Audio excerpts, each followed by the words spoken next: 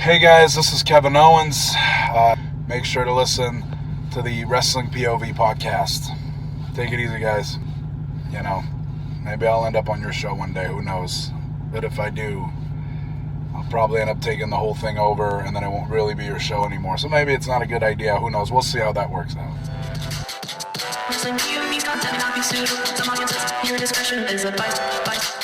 This is the American Nightmare, Cody Rhodes, and you are listening to the Wrestling POV podcast.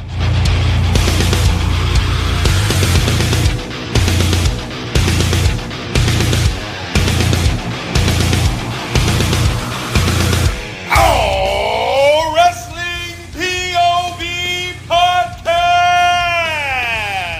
Don't you dare be sour! Clap for your world famous podcast and feel the power. It's a new day listening to Wrestling POV.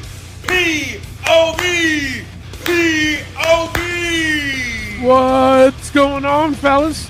What's in the box? What's in the box? What's in the box? That's the question. Oh, Lord. Get out of my God. head, Rick. That was the first thing I was thinking when I saw that segment. Elio, what's in the box? Somebody tell me. See, guys, listen, ladies and gentlemen, this is where you would think the podcast hosts will all join in on saying what's in the box. I had this whole thing planned that we were all going to say it over and over again, and then they didn't. And then No. what's in the box? There it is. What's in the box? What's in the bar? Hey, better late than never, right? There you go. And you knew that after the fact, which is obvious. After. It was After obvious. it's obvious. Yeah. So, yes, Seven, great movie, but what's in the box? That's what we're doing?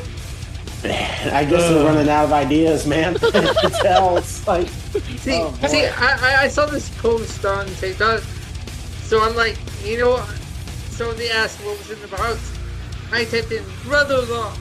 There you go. That's I great to love surprise the you. Undertaker. There it is. Hector Guerrero and the Gobbledygooker. Yeah, I know, right? Yeah, Hopefully yeah. got him some water or something in there to survive. Well, Right? it's heading over to SmackDown, so. Yeah. Well, we know what's not in the box, and what's not in the box is our host, Tony Diaz, What's going on? along with the $50 man, Clay Cummings, What's up, everybody? and the Dean, Elio Canella. Yeah. And the third wheel, Rick Serrano the third. Hey, people. And, of course, not the winner. Barry Horowitz. Daddy. Barry, what would you have done if you were in the box? Huh? Like, what would you, like, oh, no, put it away. What are you doing? Dirty. But, yeah, what's in the box? I feel like somebody was walking past Creative holding a box, and they're Yeah. like, yo, what's in the box? And they're like, yo, wait a second. What if we took a box and we just put it on TV and just people wondered what's in the box? Yeah. Oh, wow. Between this and the Masked Attacker, what are we doing? It's a new era. Yeah, it's Wait. a new era, all right. Clay is looking at me like, please don't. My throat is just. I'm worn out today. Like, I don't want to do it. No, baby. This is like, oh my goodness. This is where we're at. This is where we're at. This is in what the we're box? doing. Mask man in boxes. All right. There you Love go. Love it. Yeah. Love it. New era. New era. And you know they're gonna wait till the very last minute because they can't. Oh, yeah. They don't even know what to do. No. Oh, they probably won't even show it. They'll be like, oh, they'll forget about it. We met the 29th. Yeah. It's a leap year. Got turned into Raw. Oh, Damn. Well, it looks like we have to find out at the Elimination Chamber. Let's hope Jesus. so. Let's hope it's something credible. Yeah. Yeah. Well, This reminds me, though, of Eric Rowan's Spider. This is all I can think about. With that Oh my cage. God! Yes. You guys remember that? When Yes. they tried to oh, it's biting me. It's biting me. It's this big ass spider, and then they did nothing with it. Made no sense. I feel like that's where it's leading. That's Yeah. that's what it looks like. Yeah. Yeah. Oh So- Lord. All right. Well, speaking of spiders, Busted Open came up with some kind of solution, maybe, of who the Masked Man is. The more you show the masked man, the more that the masked man gets involved, the bigger the reveal needs to be. What if the masked man was Steve Austin? Okay, then you would have to give us a reason why. And they could do that. I mean, they could do that. If So Heyman- we agree that there has to be a reason why. Absolutely. There has to be connective tissue. Absolutely. But I feel like when that hood gets taken off and that reveal, I feel like it needs to be a big name. It has to be like, whoa. But what if the big name has no connective tissue? That's my question to you. I understand that, Bully. Then that's where they have to be creative and make it make sense. They have to they have to create a story coming out where it's like, all right, that makes sense to me. Does it make sense at all? No. Or maybe this. Maybe have the story written before you do it.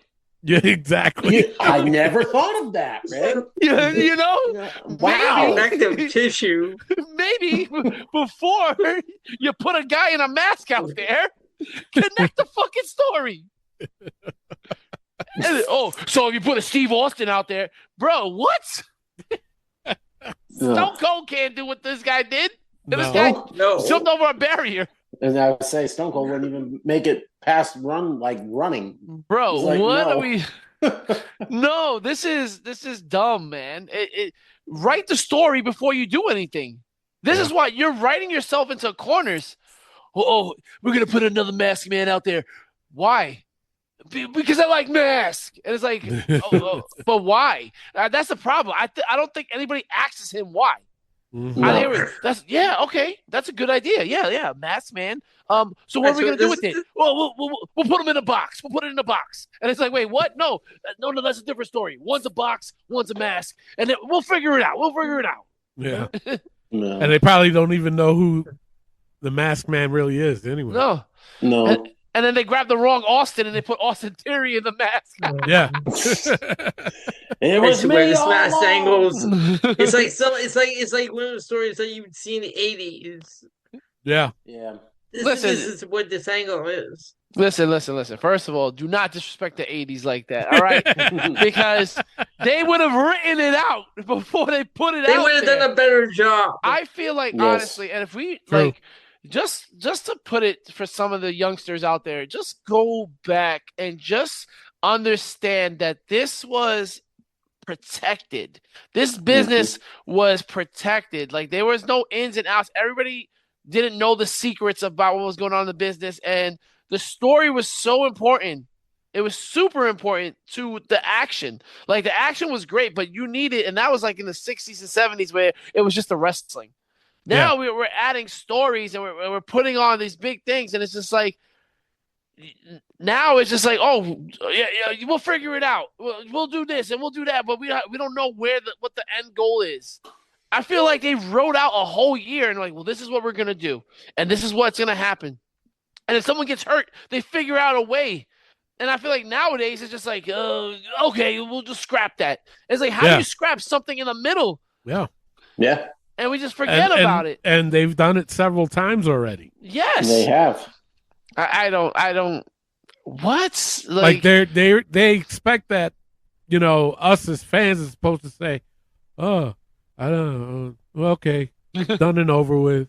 I guess. And let's answer the question: do you want it to be a big name, or do you want it to have connective tissue? Whatever they said. But the whole thing is with the Masked Man, and now we got the box. They're really gonna put a person in the box? It can't be a person. No. It cannot be a person in the box. What's in the box? What's in the box? What's in the That's a post right there. That's a yes. Yeah. That is a pose. What's in the box? You know what I'm saying? No, I mean, Are they really going to try to pull that off like they did with Sting, making him wait in there forever and fucking paint was already coming off before he even, God, that was terrible. before he even did anything. So, but when it comes to the Masked Man, I don't want it to be a big surprise. I want it to make sense. Yes. And there is Just to make nobody sense, left. yeah. There's nobody left to make it make sense. Yeah. No. They've already burned that bridge. And to me, I feel like the closest is Seth, but It's the only even with option at this that, point. The only yeah. one. Yeah. Can't That think would of be- anybody else. No. And would you truly be surprised? And oh my God, if it's Seth, No. no. nobody would give a fuck because you keep bringing him up. Yeah. You're Mhm. keeping him relevant. But not only that, Seth Rollins. doing Seth's move, Yep. you know, it's what's like me not caring anymore. Yep.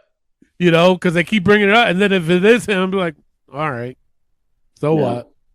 Mm-hmm. Kind of figured, Yep. you know, or they're just doing that to make us think that it is Seth and have it be somebody else, but they did a piss poor job doing that.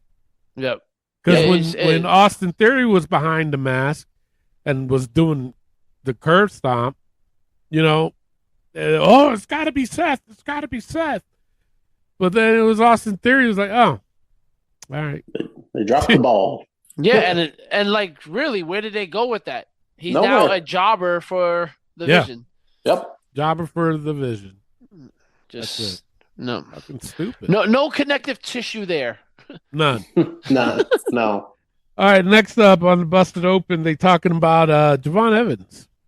Javon, I just thought was another in there for have a good match. He's spectacular on Raw, does such great stuff. Didn't think it was his time. And now that he's in there, I'm super duper happy and just thinking of the stuff that he can do because this, I feel, will help Javon continue to get over and his continue rise.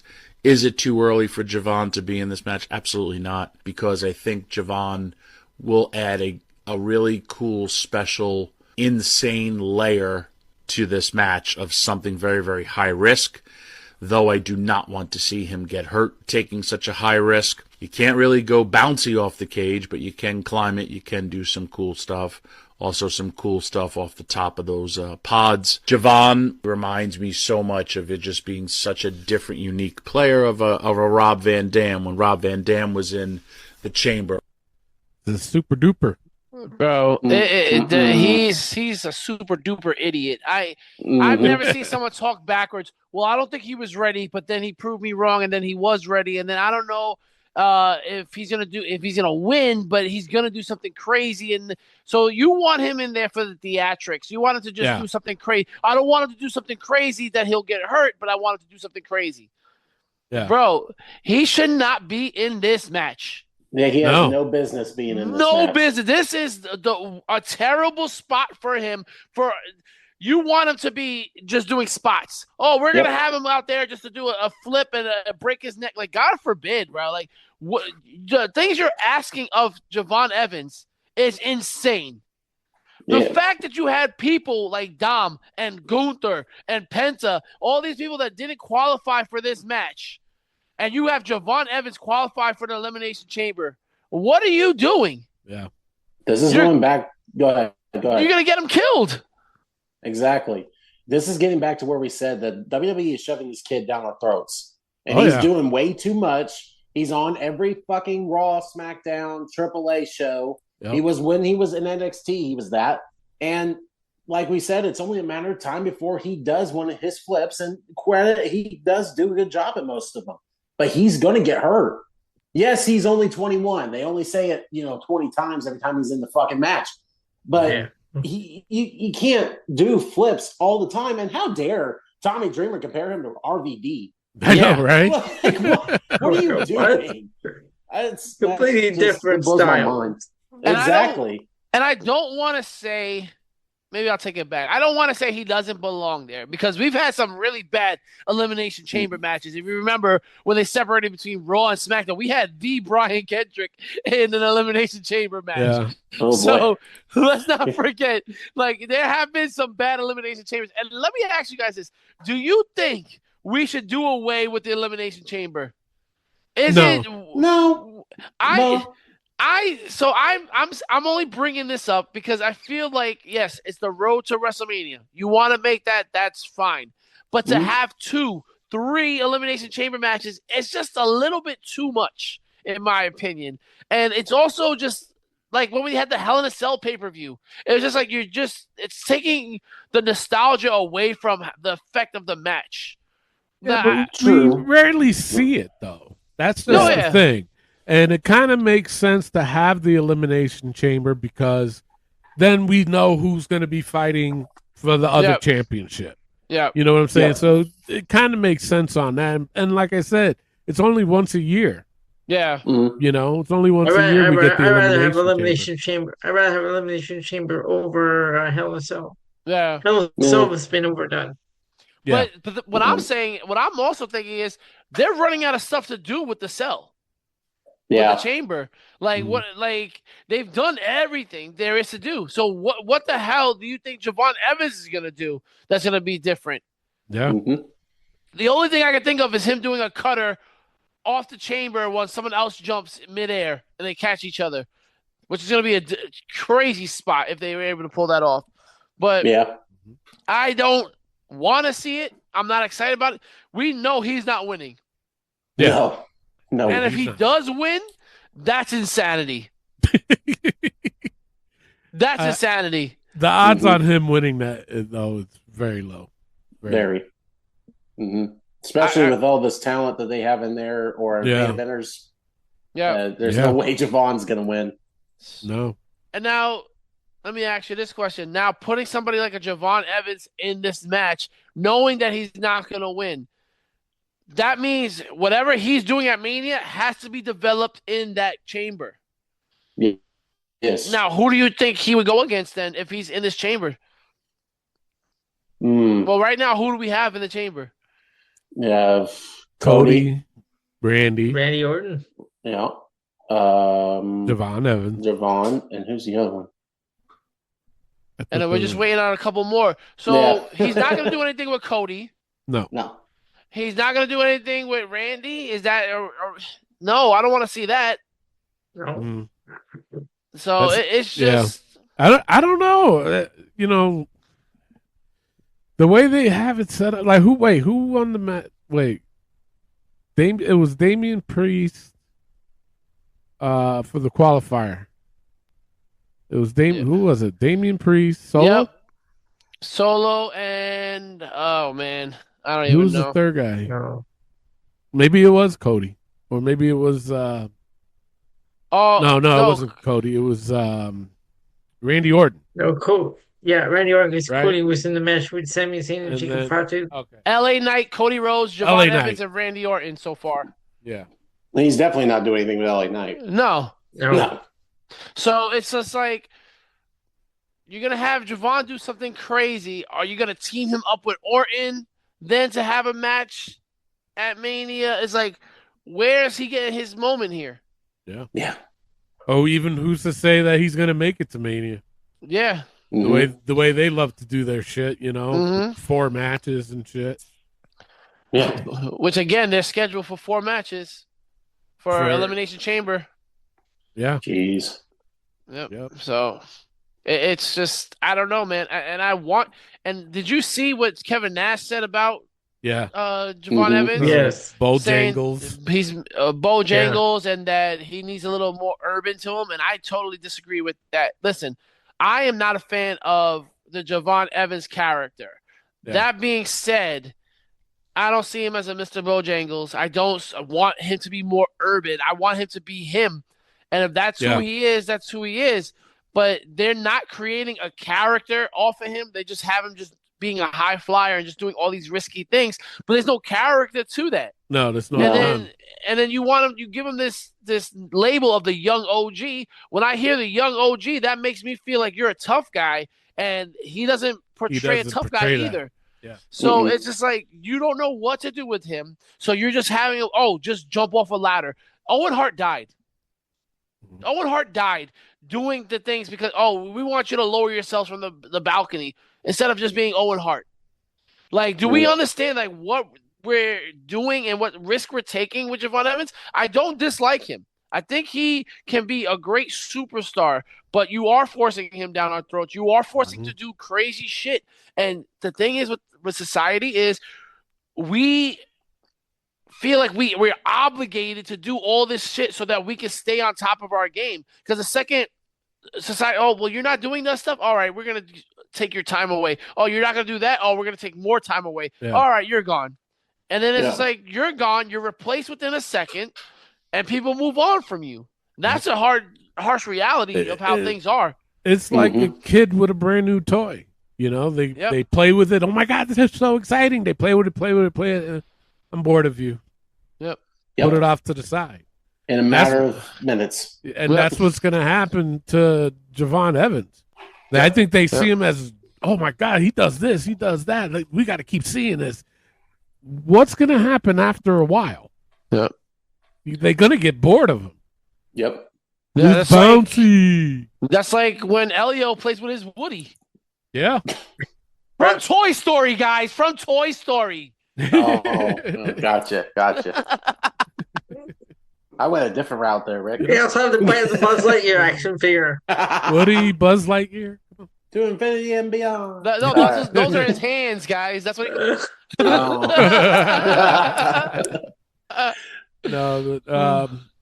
Yeah, I think they're setting this kid up to fail. Yeah. To be honest. And he's still young. And like the way I see him, too, is like immature.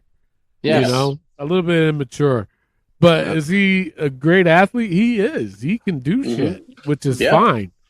But, you know, I'm going to use a line Vince McMahon says. Does he have the look of a champion? Does he have the body of a champion? Does he have the charisma of a champion? You know what I'm saying? I don't see it. I will say this. Okay, yeah. No, I was going to say, and yet they pushing him down our throats. Like, you're supposed to like this guy. Yep. Okay, what happens afterwards? When we get bored of this guy because you keep showing him and putting him in these situations that, you know, he's going to have to top every year, just like with Kofi at the Royal Rumble. You know, how many times did he, you know, he had to do something crazy? You know, it's like there was just so many things he can do. And then guess what? Was Kofi in the Royal Rumble? Nope. No. Javon Evans was. Yep. As a replacement. And if you look at it, Trick Williams has the charisma of a champion. But does he have the in-ring ability of a champion? No. Obafemi has almost the whole package. Yeah. And they still don't know what they're doing with him. Yeah. But then Javon, because he can do this one thing really, really well, they're just like, here, go, kid, do it. And it's like, you see how you're moving Trick Williams slowly, you're moving Obafemi slowly. Why you can't do that with Javon? Why? Yep. You're gonna burn him out, man. Your knees can only take so much, bro. Exactly. Yeah. I know that. All right, the next clip from Busted Open is talk about Mania needs a splash. I have said over the last 4 to 5 WrestleManias, you don't need the returning legend. You know, they have a strong enough roster where you don't have to dip in to like bringing back this returning legend, you know, a la The Undertaker, and bringing him back to get eyes on the product, to get people to buy a ticket. I'm kind of going to go back on what I've said the last 5 years and say, I feel like this year's WrestleMania, Tommy, you kind of do need a big name to return. And here's the reason why. I feel like you're coming back to Vegas for WrestleMania. That's the same exact place that you went to. You know, being that the Royal Rumble was in Saudi, it kind of felt like a little bit out of touch. You didn't really have that build and that feel for the Rumble like you usually do. And I got to say, coming out of the Rumble, a lot of people weren't crazy about the Royal Rumble. And I feel like you didn't build any momentum, build any buzz. As strong as this roster is, because of that and because you're returning to the same place that you had WrestleMania last year, I feel like they got to make a splash. They really need to make a splash here on this road to WrestleMania, because right now, I don't know, it feels kind of meh. Yeah. Yeah. Yeah. He's right. He is right. right. But you're not going to make a splash because the well is dry. Yeah. Yep. The well is dry. Who are you pulling? Who are you going to pull to make a splash? That's the thing. It's like everybody's already been there, and Yep. there's no surprise factor no more with And I anybody. guarantee the main events, and it's already started, it's going to be the same people that we see every year. And that's the Mhm. problem. That's That's the a big, huge that's a problem. big problem. Because without even, and this is why I'm talking about getting rid of Elimination Chamber, because even without watching Elimination Chamber, you know what the main events of WrestleMania is already. Yeah. So Mhm. we got 60 Yeah. fucking days to make a splash, and we got no water in the well. There's nothing you can do. Oh, Seth is going to return. Okay. Yeah. Mhm. Seth is Right. going to help Roman win and defeat CM Punk. Okay, all right. Or Seth is going Sure. to turn on Roman and make Roman lose to CM Punk. Okay, that doesn't really make sense at all because he hates CM Punk. And what? Okay. Oh, Cody's going to fight Drew McIntyre and Jacob Fatu so that Jacob Fatu can eat the pin and Cody can win the title again and then face Drew McIntyre again after that. Like, what are we doing? No. We're going to have Becky versus AJ Lee for the Intercontinental title instead of having that title match at Elimination Chamber. We're going to wait 60 days to really drag that out. And then we're going to do Jade Cargill versus Bianca Belair at WrestleMania because she's only defended the title once in 100 fucking days. Well, speaking of Bianca, she just had finger surgery. Yeah, she did. It's like, what are we doing? What are we doing? Oh, we're going to have this. We're going to have Montez Ford return with his 6 abs. They're going to come back for WrestleMania. Okay. Because what are we like? What are we doing? There has not been, and Elio, maybe you can check this out, and we'll talk about it later. We have not had a tag team title match on a pay-per-view in months. We haven't had a U.S. title, Intercontinental title, women's, men's, any of them on the card in months. What are you doing to develop these stories or develop these wrestlers? You're doing absolutely nothing. I don't remember the last time a tag team title match was on any fucking PLE pay-per-view, whatever you want to call it. Yeah. What splash? What splash are you hoping for? Mm-hmm. The Rock? Yeah. The Undertaker? Kane? Like who? I guarantee you they're all going to be in next year's WrestleMania. Oh yeah. Oh yeah. 'Cause In it- Saudi for sure. Yeah. Mm-hmm. And that's the other thing. You had it back to back in Vegas, man. Yeah. That doesn't make sense. Said fuck New Orleans. Chick-ching, chick-ching. Yep. Yeah. That's it. It said fuck New Orleans. Basically. That's crazy that you stole it from them, bro. That is insane. Yeah. Insane. Well, we'll give you money in the bank. Okay, but In that's not September. WrestleMania. In September? No, I said, well, you said we'll give them money in the bank in September. Oh, yeah. Yeah. Yeah. Get that. In September, yeah. Yeah. So, what are you asking? What was the What- last which- time the Intercontinental or the tag team titles was defended on a PLE? I can't even think that far. I think it's Well, SummerSlam. I was saying tag team had to be SummerSlam. I They think had that ladder the match. IC. was- And Dom. Yep. Yeah. Yeah, and then Dom and Cena at Mhm. Survivor Series. Okay, so there you go. Yeah, Yeah. Survivor Series is the last time we saw the IC title. U.S. Championship. Yeah, I that have was no last idea. time. I see was at Survivor Series. That's insane. Mm-hmm. That's insane. U.S. Championship. They've been all on SmackDown. Mm-hmm. Yeah. The tag team titles all on SmackDown. And this is egregious, man. Like, you can't be serious. What splash? Who are you going to have return that makes us a splash? First of all, Royce Keys. Rick, here we go. Both sets of tag team titles. Last major WWE PLE where both sets were defended and split with WrestleMania 40. Damn. Oh my goodness. Night 1, April 6th. That's insane. That's 2 years. Yep. Wow. 2 years is the last time that both titles were defended on the same night. Wow. That's insane. That's insane. That is WWE unreal. Mm-hmm. Elio, thank you. Unbelievable. 2 fucking years was the last time that both tag team titles were defended on the same PLE pay-per-view. Are you for real? That's being lazy. That was the best pay-per-view. That was one of the best pay-per-views we've ever seen. Mm-hmm. The WrestleMania 40. And then since then, it's been absolute dog water. Garbage. Well, they got the story done, and they fucking ran out of fucking stories. It's my God. Cody finished his story, so we're going to finish our stories and make him shit for the rest of the fucking... Yep. Yeah. Bro, tag team titles. He said, yo, get out of here, bro. Yo, we had last year how great of a story we had with the SmackDown tag team division. Was the best division. It was in the match of the year, right? It was amazing. And we just threw that shit away. Like, what are we doing, people? Like, who is making this splash? Not Brock Lesnar. No. Which, by the way, Brock Lesnar versus LA Knight is what's being rumored to be out there. Oh my God, I saw that. No. That is. And I feel like it is going to happen because they're having LA Knight keep attacking the Vision. And like, well, you can't stop this member of the Vision. And it's going to be fucking Brock Lesnar. Yeah. Because he eliminated him from the Rumble in between Jey Uso's entrance. Which, by the way, Jey Uso was voted most overrated wrestler and the Wrestling Observer for the year 2025.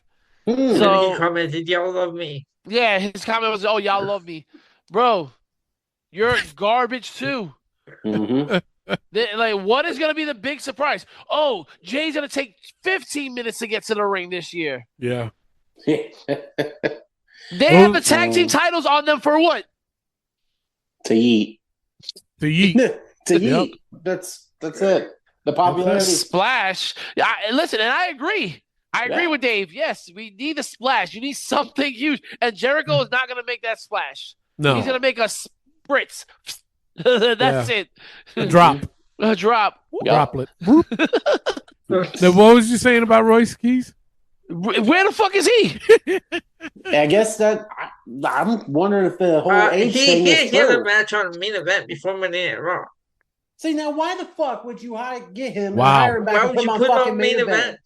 That no one watches. And plus, they said that he had to go to Connecticut to do an episode on Stephanie McMahon's podcast. Jesus Christ.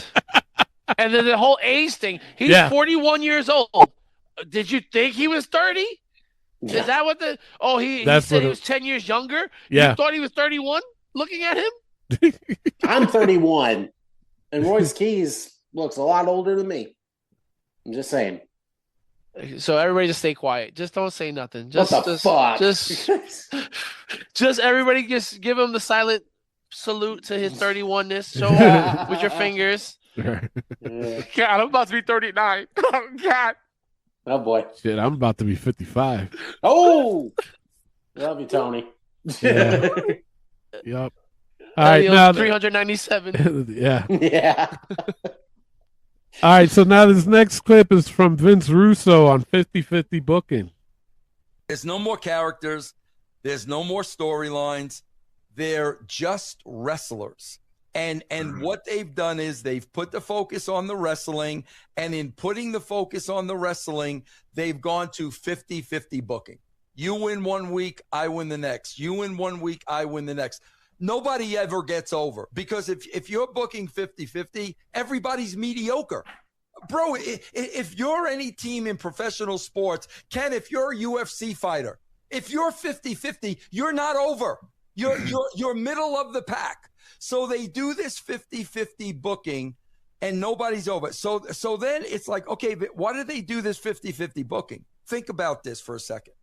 Because what has the internet wrestling community screamed about? What is so important to them that the casual fans could give a shit about? Clean finishes. Bro, we are talking about fake wrestling matches.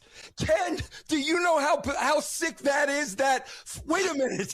Fake wrestling matches need to have clean finishes? Guys, the way you do this and the way it's always been done, there was not one clean finish during the Attitude Era. Because, Ken, what it is you got 4 weeks of television.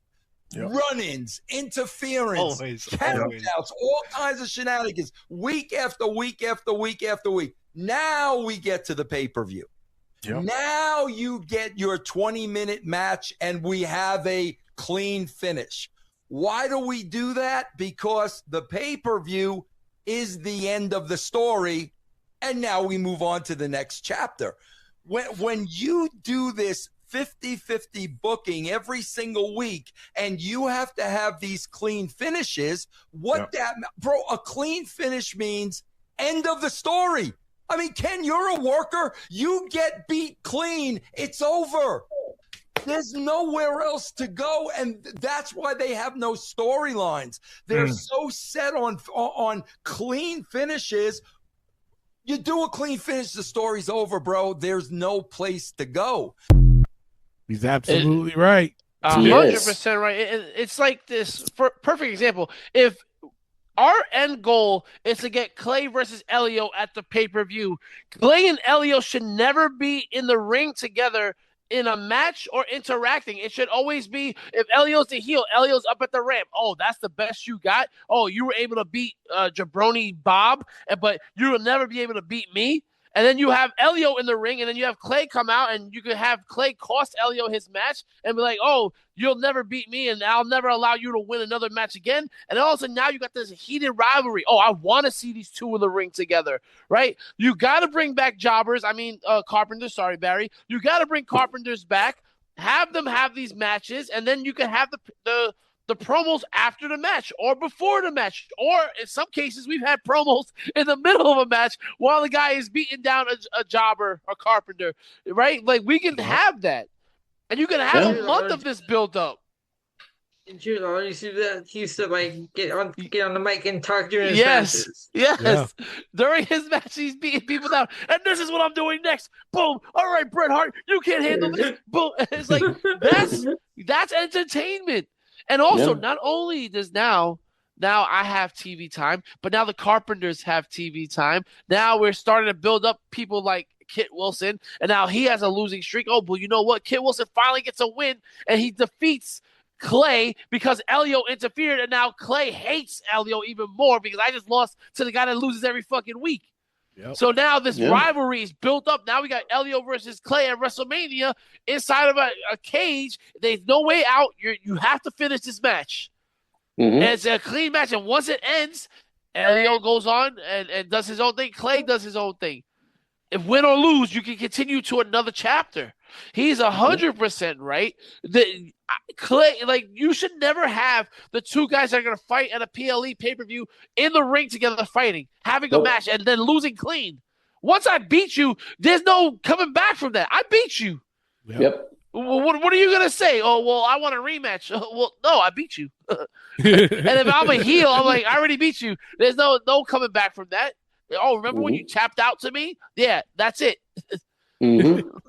Perfect example for this last 6 months is Cody Rhodes versus Drew McIntyre. How many times did Drew lose clean to Cody throughout this whole past year? And then they still push it on him. Oh, Cody Rhodes versus Drew McIntyre. There you go. Book it. No, we've already seen it. Like, Cody beat him several times. Yes, Drew got his win finally. After a while, he finally got the championship. And now you're putting Cody and Drew possibly again. It's like, this should be done. And there's no reason, if Drew won that WWE championship, why he should go against Cody again. Yeah. None. But the thing is, they even slapped us in the face when they were talking about Drew versus Sammy, how Drew beat him 10 times in a row. And it was a big slap in the face when they keep mentioning it. And then Drew's fighting against Sammy, and it's like, I don't care. I don't care because there's nothing. They did nothing, and Sammy, the only thing Sammy had on him was, oh, he's undefeated in Saudi. Okay. But what's that do with what's that have to do with Drew? Nothing at all. Nothing, especially because he beat your ass 10 times in a fucking row. And then now you're going to tell me, oh, but you're undefeated in Saudi? Why? We all know why. Exactly. But why is that going to interest me? It's not. You're right. And it didn't. Yeah. It didn't interest me at all because I knew Drew was going to win. Number one, because he just won the title. Yep. And you're going to take it away from him just because he was in Saudi? Especially the Sami Zayn of all people. You know what I'm saying? Ask yourself this. Like, if you was to set up a card, a Monday Night Raw, the Raw before PLE. I'm not having the two guys ever going into the ring together, facing off against each other. But I will have two different matches where they're going to show off what they can do and what they're going to do.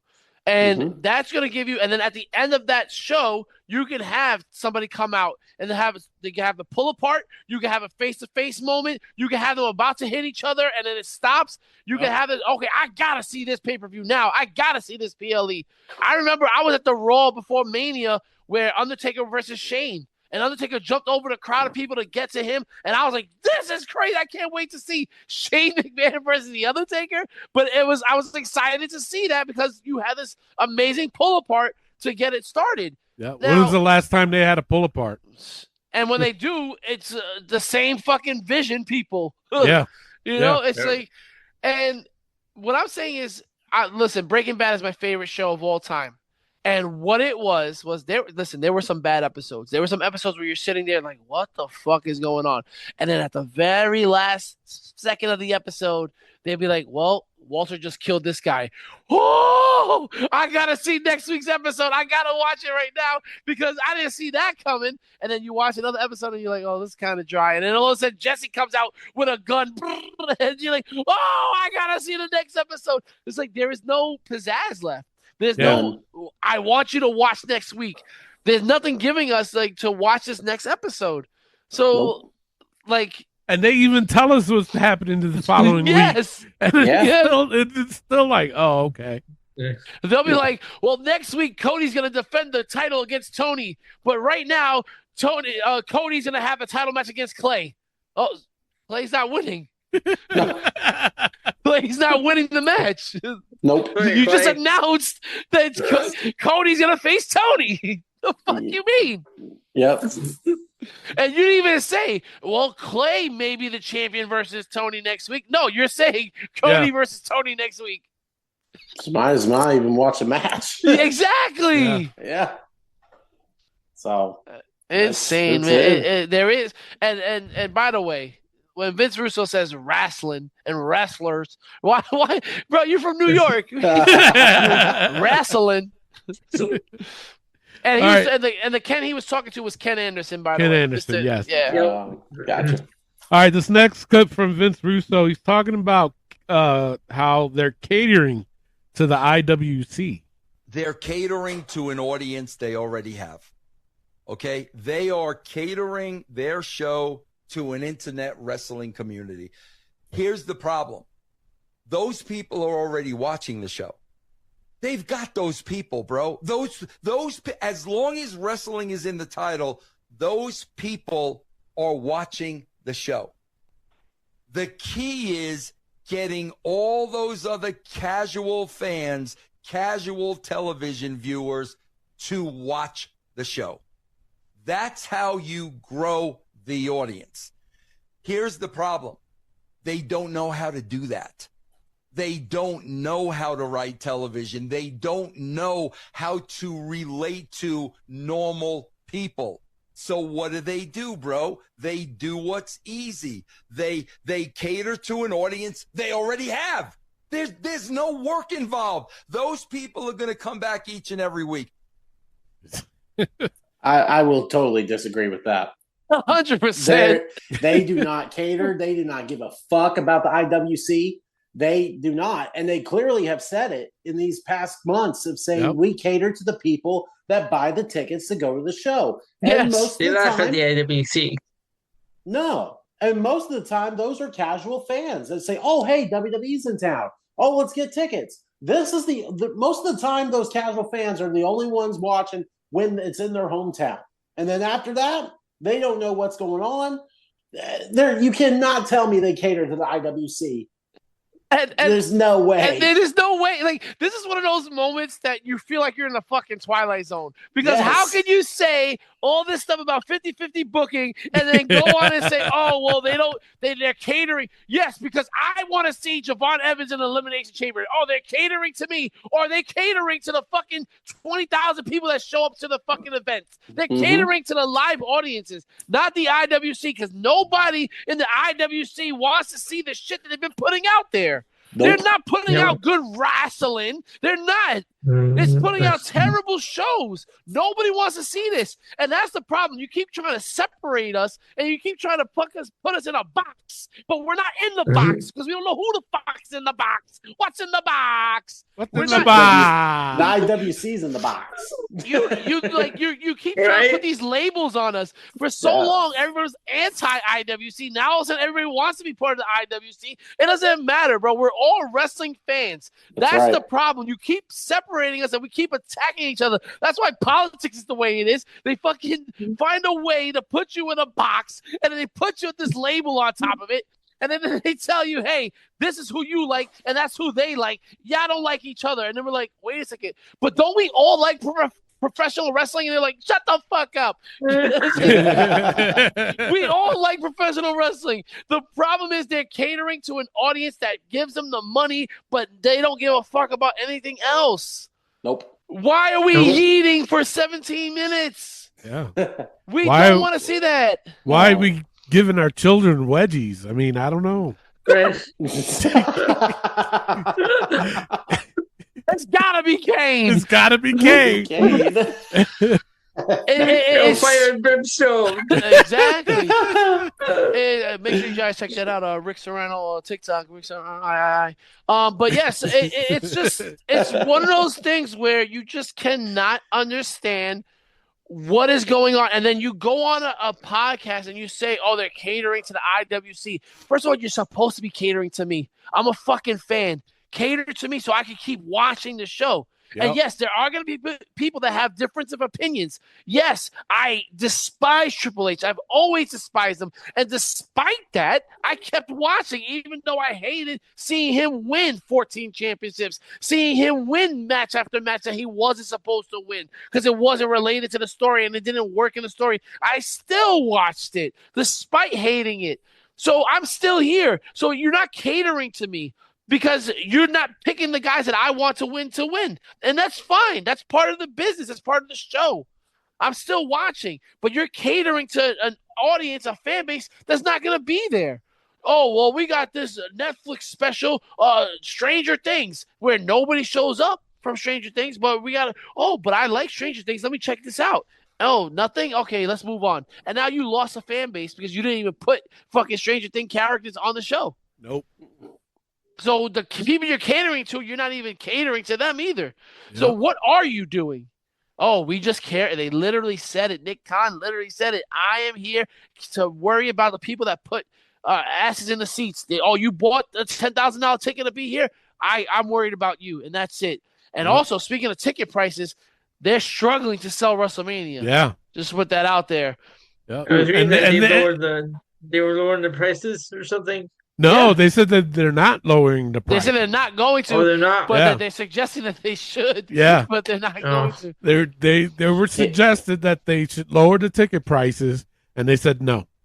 Well, that's a pretty good suggestion because it's going to be a very, very low WrestleMania. Absolutely. Yeah. Rob, I mean, seriously, because you can't tell me a family of 4, a family of 5 could afford a WrestleMania ticket, even in the nosebleed section. There's no way. $700 minimum. But that's the nosebleed. Ridiculous. Well, pay that much for WrestleMania 18. Jesus. Well, and the thing is like when I looked up ticket prices recently for a Raw, because my family loves WWE as always does, and the thing that blew my mind is this product, this Monday Night Raw that they're throwing out there, $93 a ticket for the nosebleed section in Indianapolis, Indiana. I told my wife, I said, there is no way on God's green planet that for this product, I am paying anywhere near for a Monday Night Raw. A PLE is different to me. But for a regular Monday Night Raw, $93 a ticket to sit up in where the bricks are? No chance. That's just like, I don't know. TKO needs to chill, man. Oh, yeah. Absolutely. All we think about is the money. Yeah, I know. And that's the thing. They're ruining it.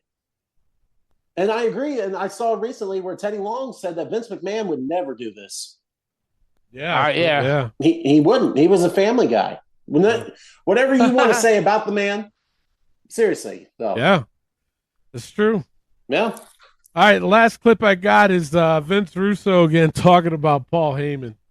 This is where my heat is with Paul Heyman and why I do not like Paul Heyman. Vince smartens me up to he's paying Paulie. You know, so he's more or less helping to fund ECW.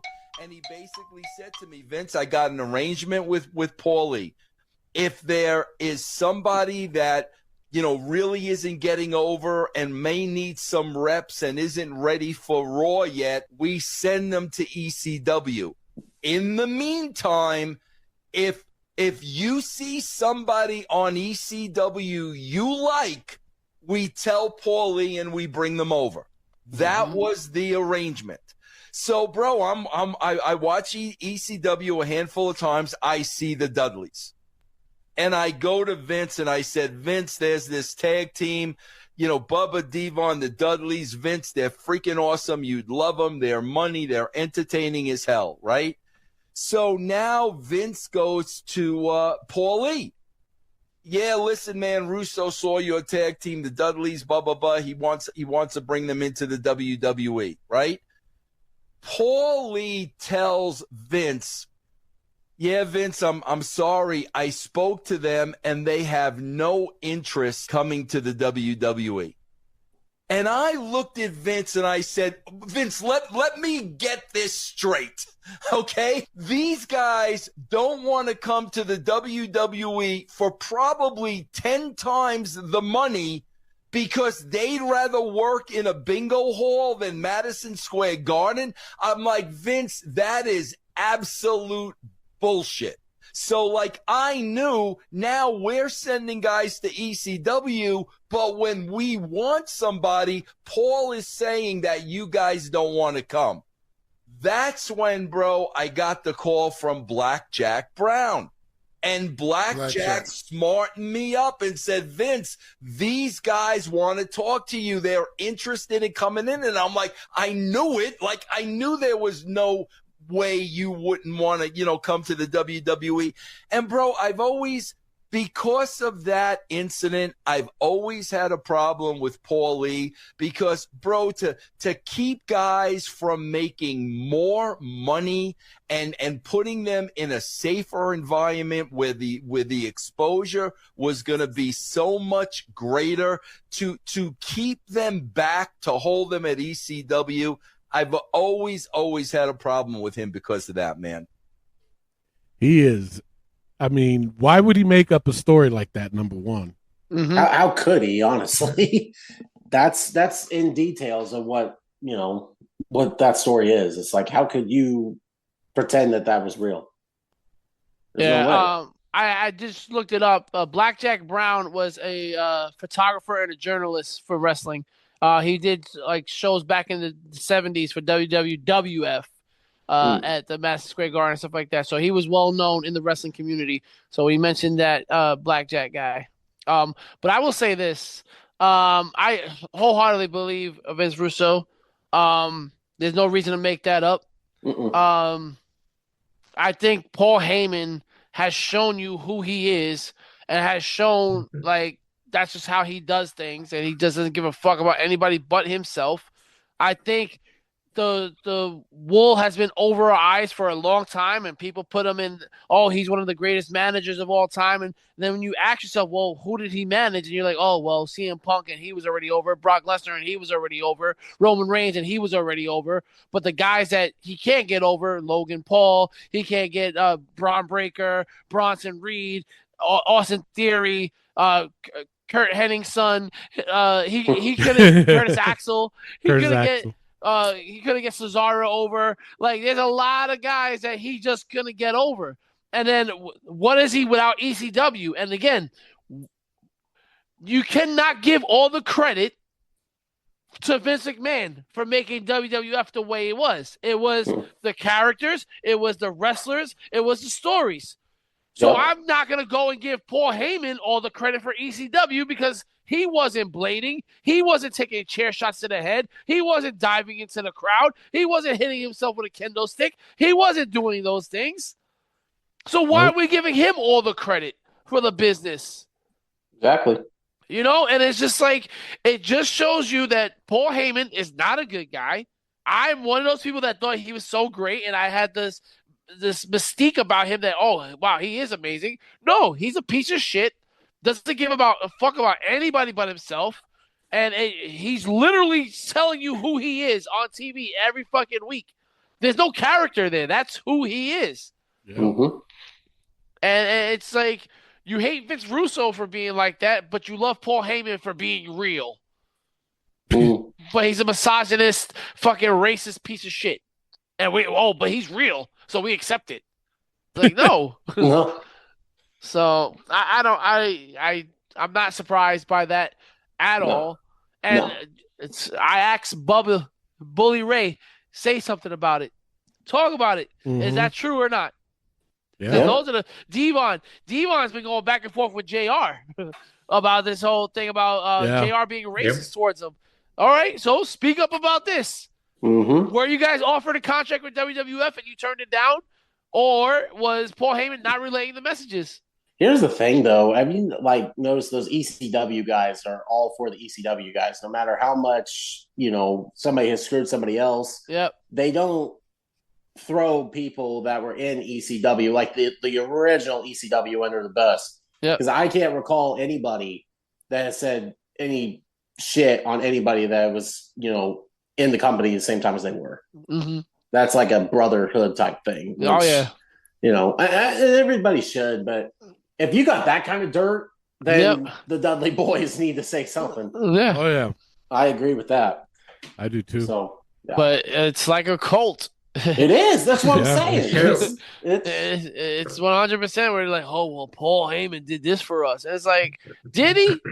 Was he in the ring setting tables on fire? And Spike Dudley needs to speak up, because Spike, you were the one that was mistreated. Poor Spike, bro. Man, yeah, right. That's a whole different story there. Yeah. Mm-hmm. But that's it for the vids. Let's go to our Facebook post.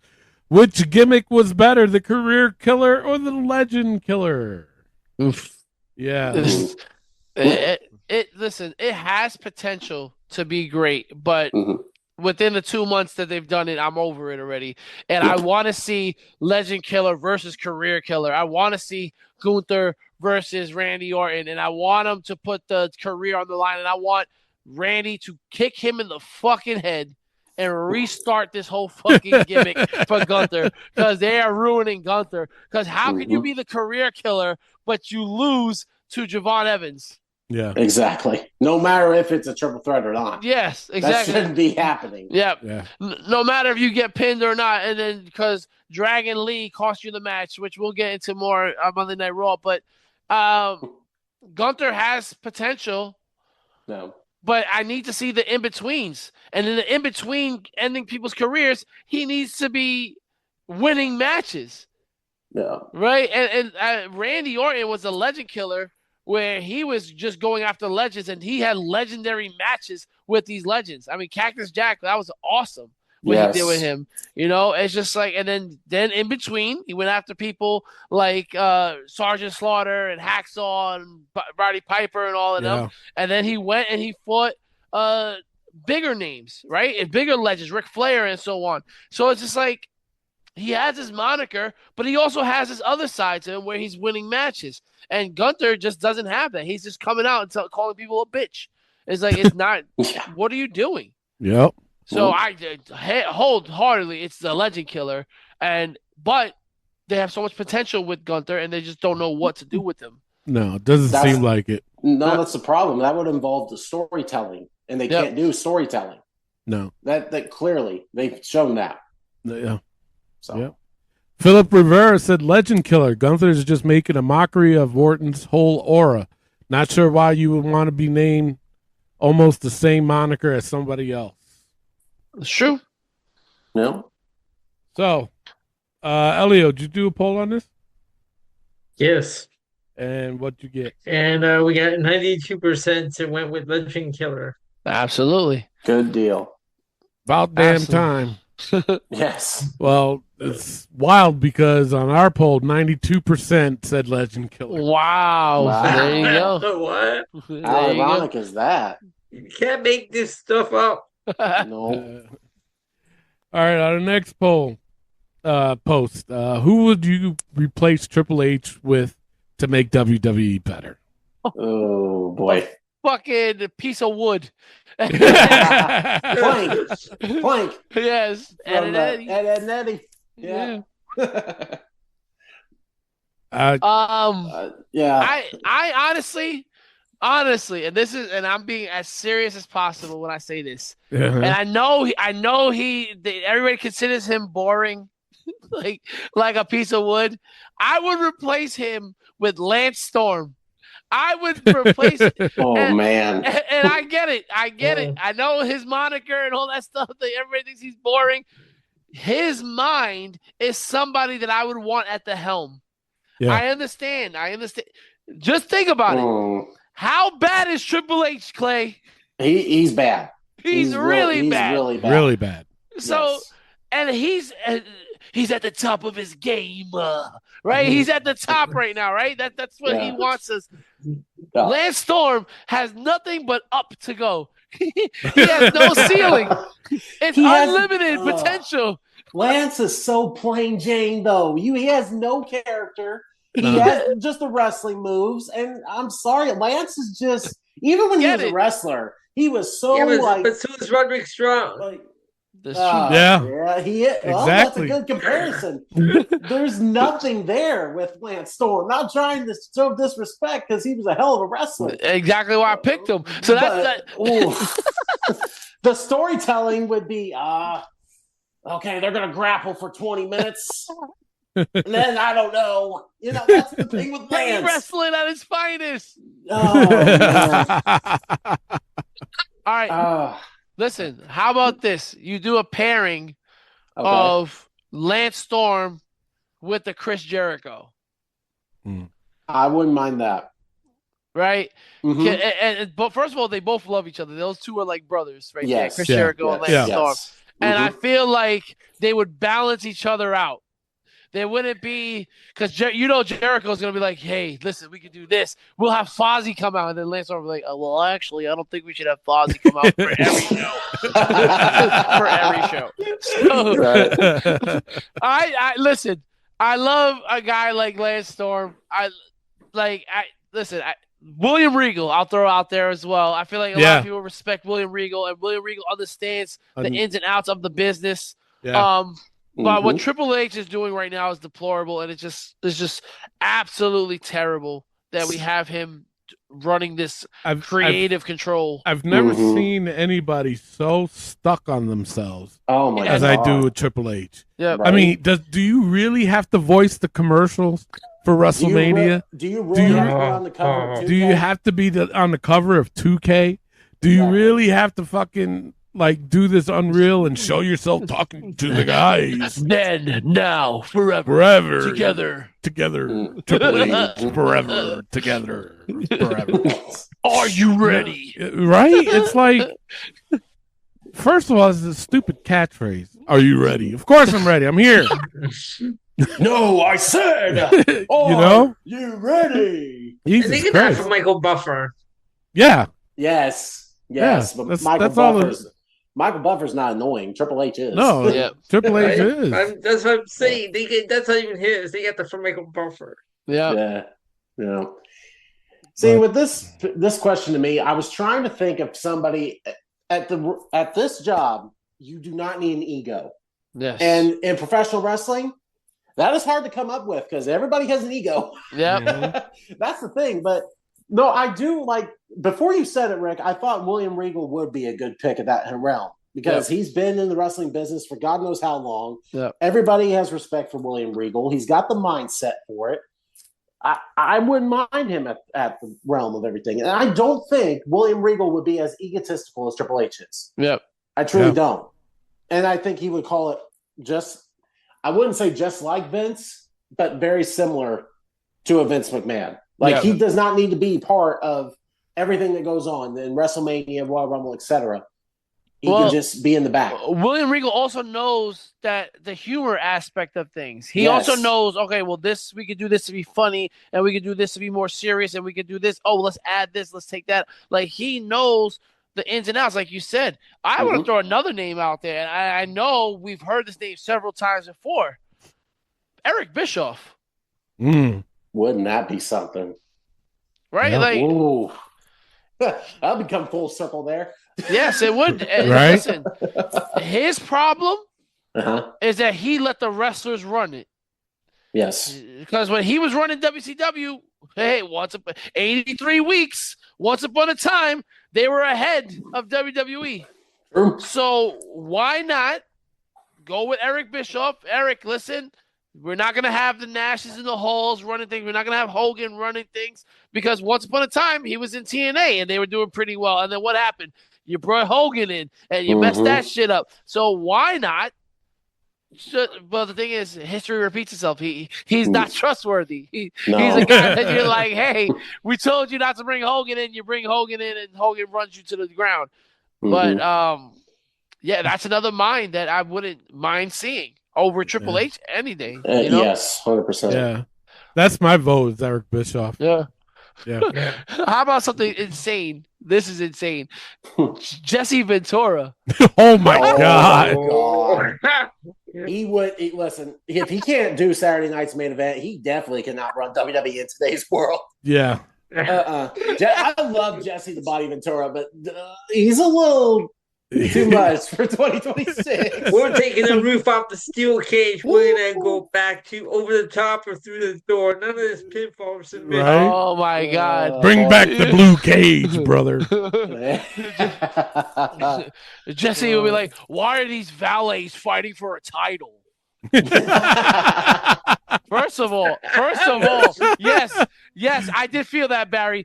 Did we not feel like Jesse Ventura was in here? I honestly, I gave myself chills just now. And when I go back to listen to this, I'm like, holy shit, that was a fucking great Jesse Ventura impression, Rick. I do pat myself. Yes, thank you, Barry. You know who does a really good impression of Jesse Ventura? Karrion Kross. Karrion Kross. Yeah. Like to the T. Yes. Look it up. Perfect. Look, yes. Like to the T. Like you think that Jesse's in the fucking room. Wow. In fact, he did do it on Chris Van Vliet's show. They did it together. Yeah. With Jesse Ventura. And we'll play that game later. But we did have what's his name? Will Sasso. They called him up on the phone to do it with Jesse. And he was like, well, I don't know who you are, but that was pretty good. All right, our next poll we got is Booker T on the Mount Rushmore of worst commentators of all time. Oh, boy. And before we dive into that, the way people are reacting to this shit, because everybody, listen, it was said that Booker T was voted worst commentator of the year, which I wholeheartedly agree with. 100%. But everybody and their mamas came out to defend Booker T. And in fact, the AEW World Heavyweight Champion MJF had this to say: Booker T, in a lot of ways, is a blueprint to me. A completely homegrown top guy with massive drawing power on Warner TV without having to work for McMahon. If you dislike what he does in the booth, that's fine. But you guys talk crazy on Legends. Show some respect. He's earned it. Now, I agree with most of what he said. Yep. Yes, Booker T is a homegrown guy. He did what he had to do. But we're talking bad about him in the booth. Nobody's talking bad about what he does in the ring, so you shouldn't say anything. Exactly. I think the problem is they're mixing Booker T, the wrestler, with Booker T, the commentator. Exactly. And I think they see Booker T as the wrestler and say, oh, you can't disrespect Booker T like that. I will for his commentary because it sucks. Bro, he's having a fucking orgasm at fucking ringside. Yes. Yes. They said, we want you to ruin Joe Hendry's theme song. No. Just sing it. Oh, my God. We want you to ruin the NXT champion. Yeah. He does not need to be singing. And he did the same thing with Trick's thing. Yep. And it's just like, dude, you got to stop. What? He is god-awful. And I have my Mount Rushmore of worst commentators, and Booker T is definitely number one on that list. I went back and looked at the history books, by the way, for all this. Booker T is there. JBL is there. Matt Striker is there. And I got to go Michael Cole. I can't stand Michael Cole. Especially recently. Yeah, so those are my four. Booker T, JBL, Matt Striker, and Michael Cole. What do you guys got? Well, I would take out Matt Stryker and put in Tony Schiavone.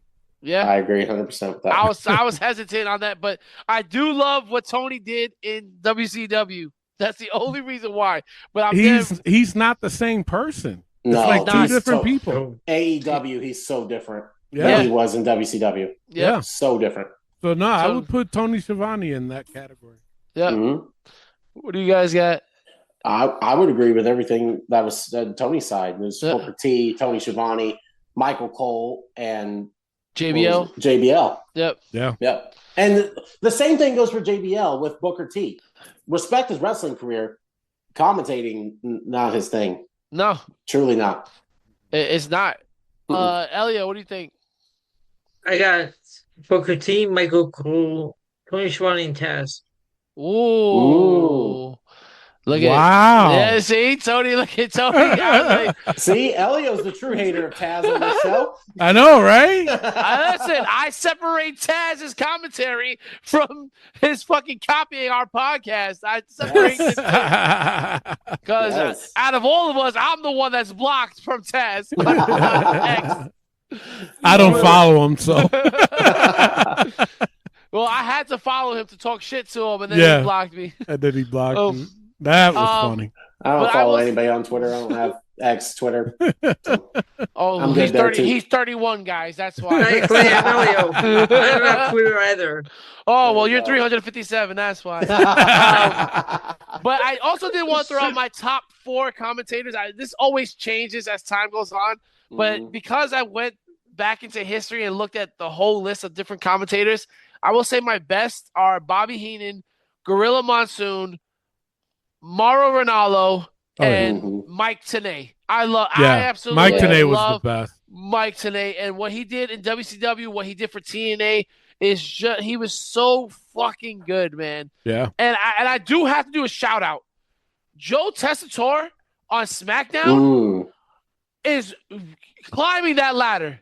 What he did this past week on SmackDown was phenomenal, and I just want to shout him out for that because he did such a great fucking job, and that's how you get people excited for the matches when you're invested in the match, when you're excited for what's going on for you. What do you guys think? Well, here's the thing. If Joe Tessitore stays in WWE for as long, I think he could take Michael Cole's spot. Oh, yeah. When he retires. I think he would be the next Michael Cole. I'm not comparing him to Michael Cole. Michael Cole is just the lead announcer in WWE right now. I think Joe Tessitore has an opportunity to be the lead announcer for years to come. Yep. Yeah. Just by like what you said. I agree. For me, though, you got to throw JR in there. Bobby the Brain Heenan and Gorilla, absolutely. Those two, you cannot. I don't think there's anybody that keep can them come out. close. No. And then you got JR, and to me, Jerry King Lawler. Yep. Yeah. I mean, you throw those two together along with Gorilla and Bobby. I mean, those are 2 eras back to back that were flawless. You know, so flawless. Yeah, with it. Yep. Absolutely. Elio, did you do this on your TikTok? I did, and 100% said yes. Booker T is... There's no denying it. You cannot defend this man. I'm sorry. You just can't. It's hard to even watch NXT now. And even with Booker T commentating, it's like, oh my God, I don't want to listen to it. Well, on our poll, 69% of the people said yes. Oh, my brother, 69. Oh, Shuggy Duggy. Quack, quack. Can you dig that? Sucker. Yeah. Yeah. That's my favorite number. Oh, yeah. I got to pop my dick out.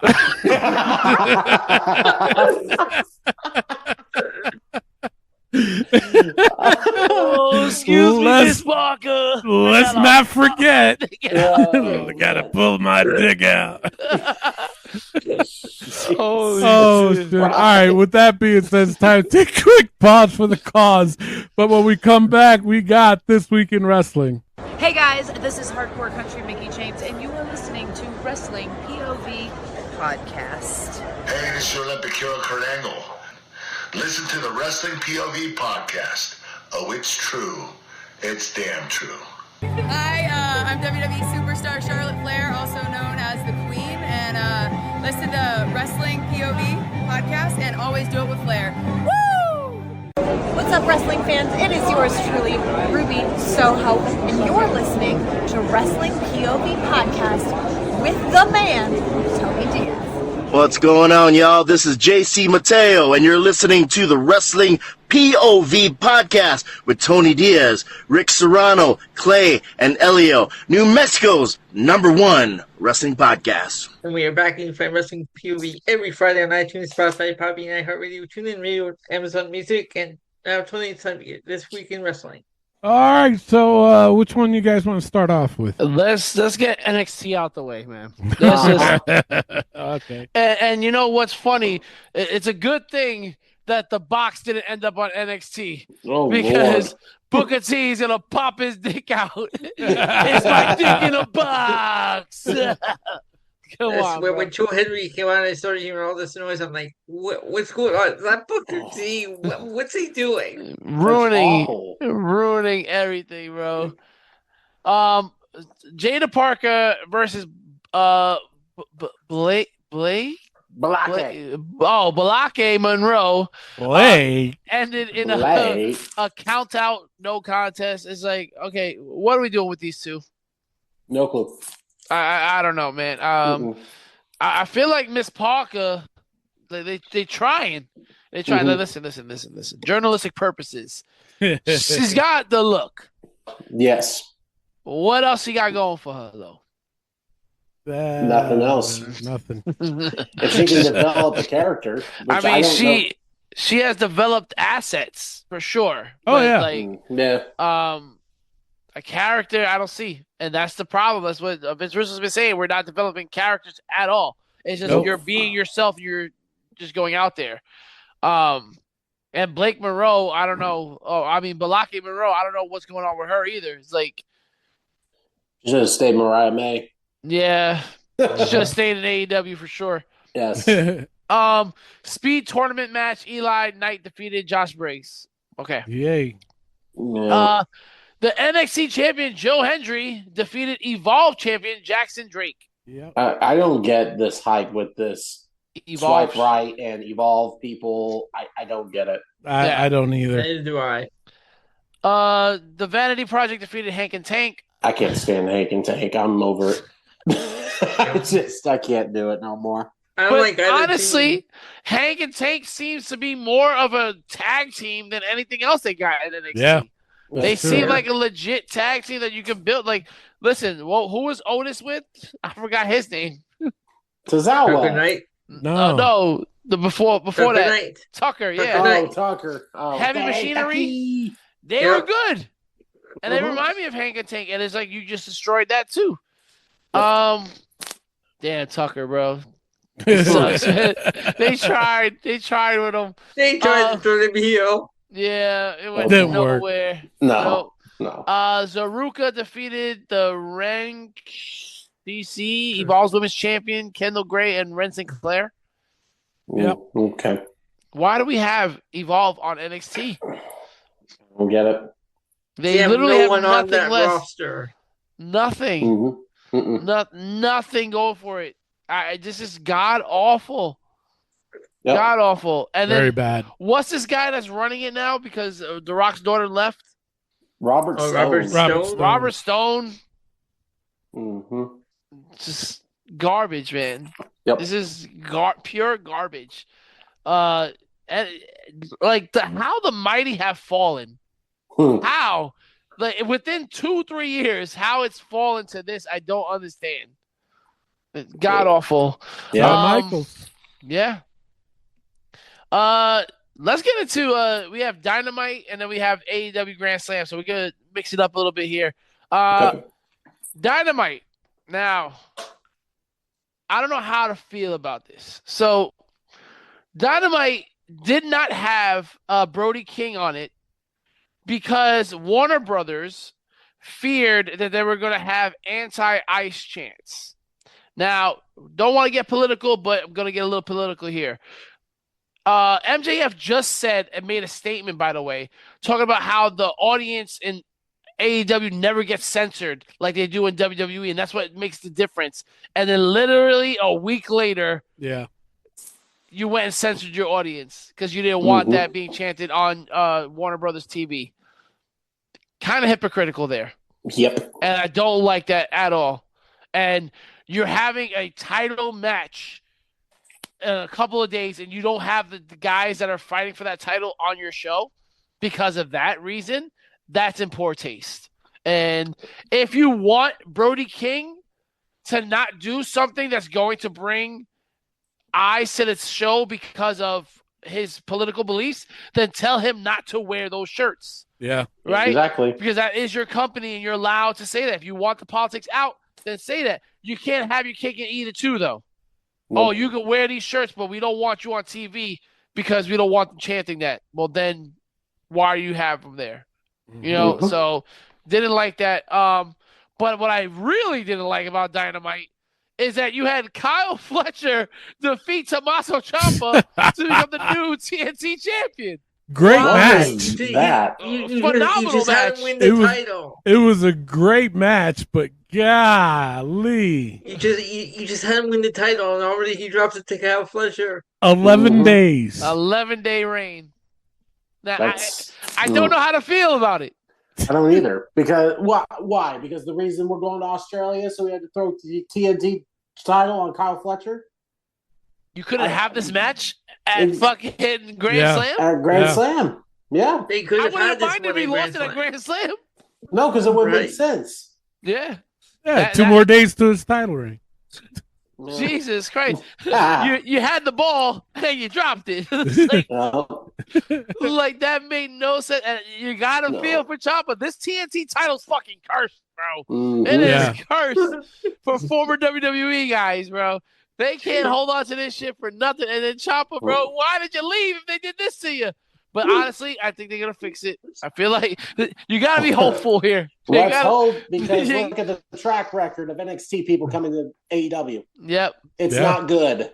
No. Come on, Ciampa, I believe in you. But let us get into AEW Grand Slam, where we had the Young Bucks defeat the Rascals and the return of Private Party, and now the Young Bucks are the new #1 contenders.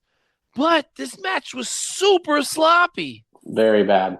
It was all over the place, and it's crazy because I was just praising them last week for their super kicks always being on point, and they fucking missed every single one of them. They were all over the place, the Young Bucks. But I'm glad they're back in the title picture. I want to see them back up there. I think they deserve it. Speaking of title picture, Tekla defeated Chris Statlander to become the new champion. That was a shock. It's shockingly bloody fucking strap match, by the way. But yes, totally. Like, if we play the pay-per-view points game, there's no way I was picking Tekla to win this match. Me neither. And for her to win that was insane. It was a good match, bloody as hell.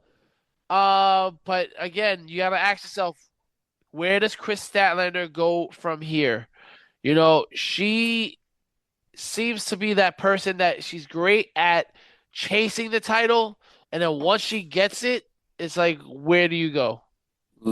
So maybe she should just stay away from the title picture. Yeah. We had Takeshita versus Moxley ended a draw. What are we doing with Moxley? I don't even think they know. No. I'm so confused. To be honest. Death Riders are heels. He's supposed to be a face. What? Yeah. I don't know. I don't know. And speaking of not knowing, am I supposed to know who Lena Cross is? Who? Lena Cross. Actually, I looked her up. She was an Australian wrestler. She spent most of her early career in the Australian independent promotions, and she was on an episode of Dynamite last year, losing to Chris Statlander. And Gotcha. Saturday was her official debut.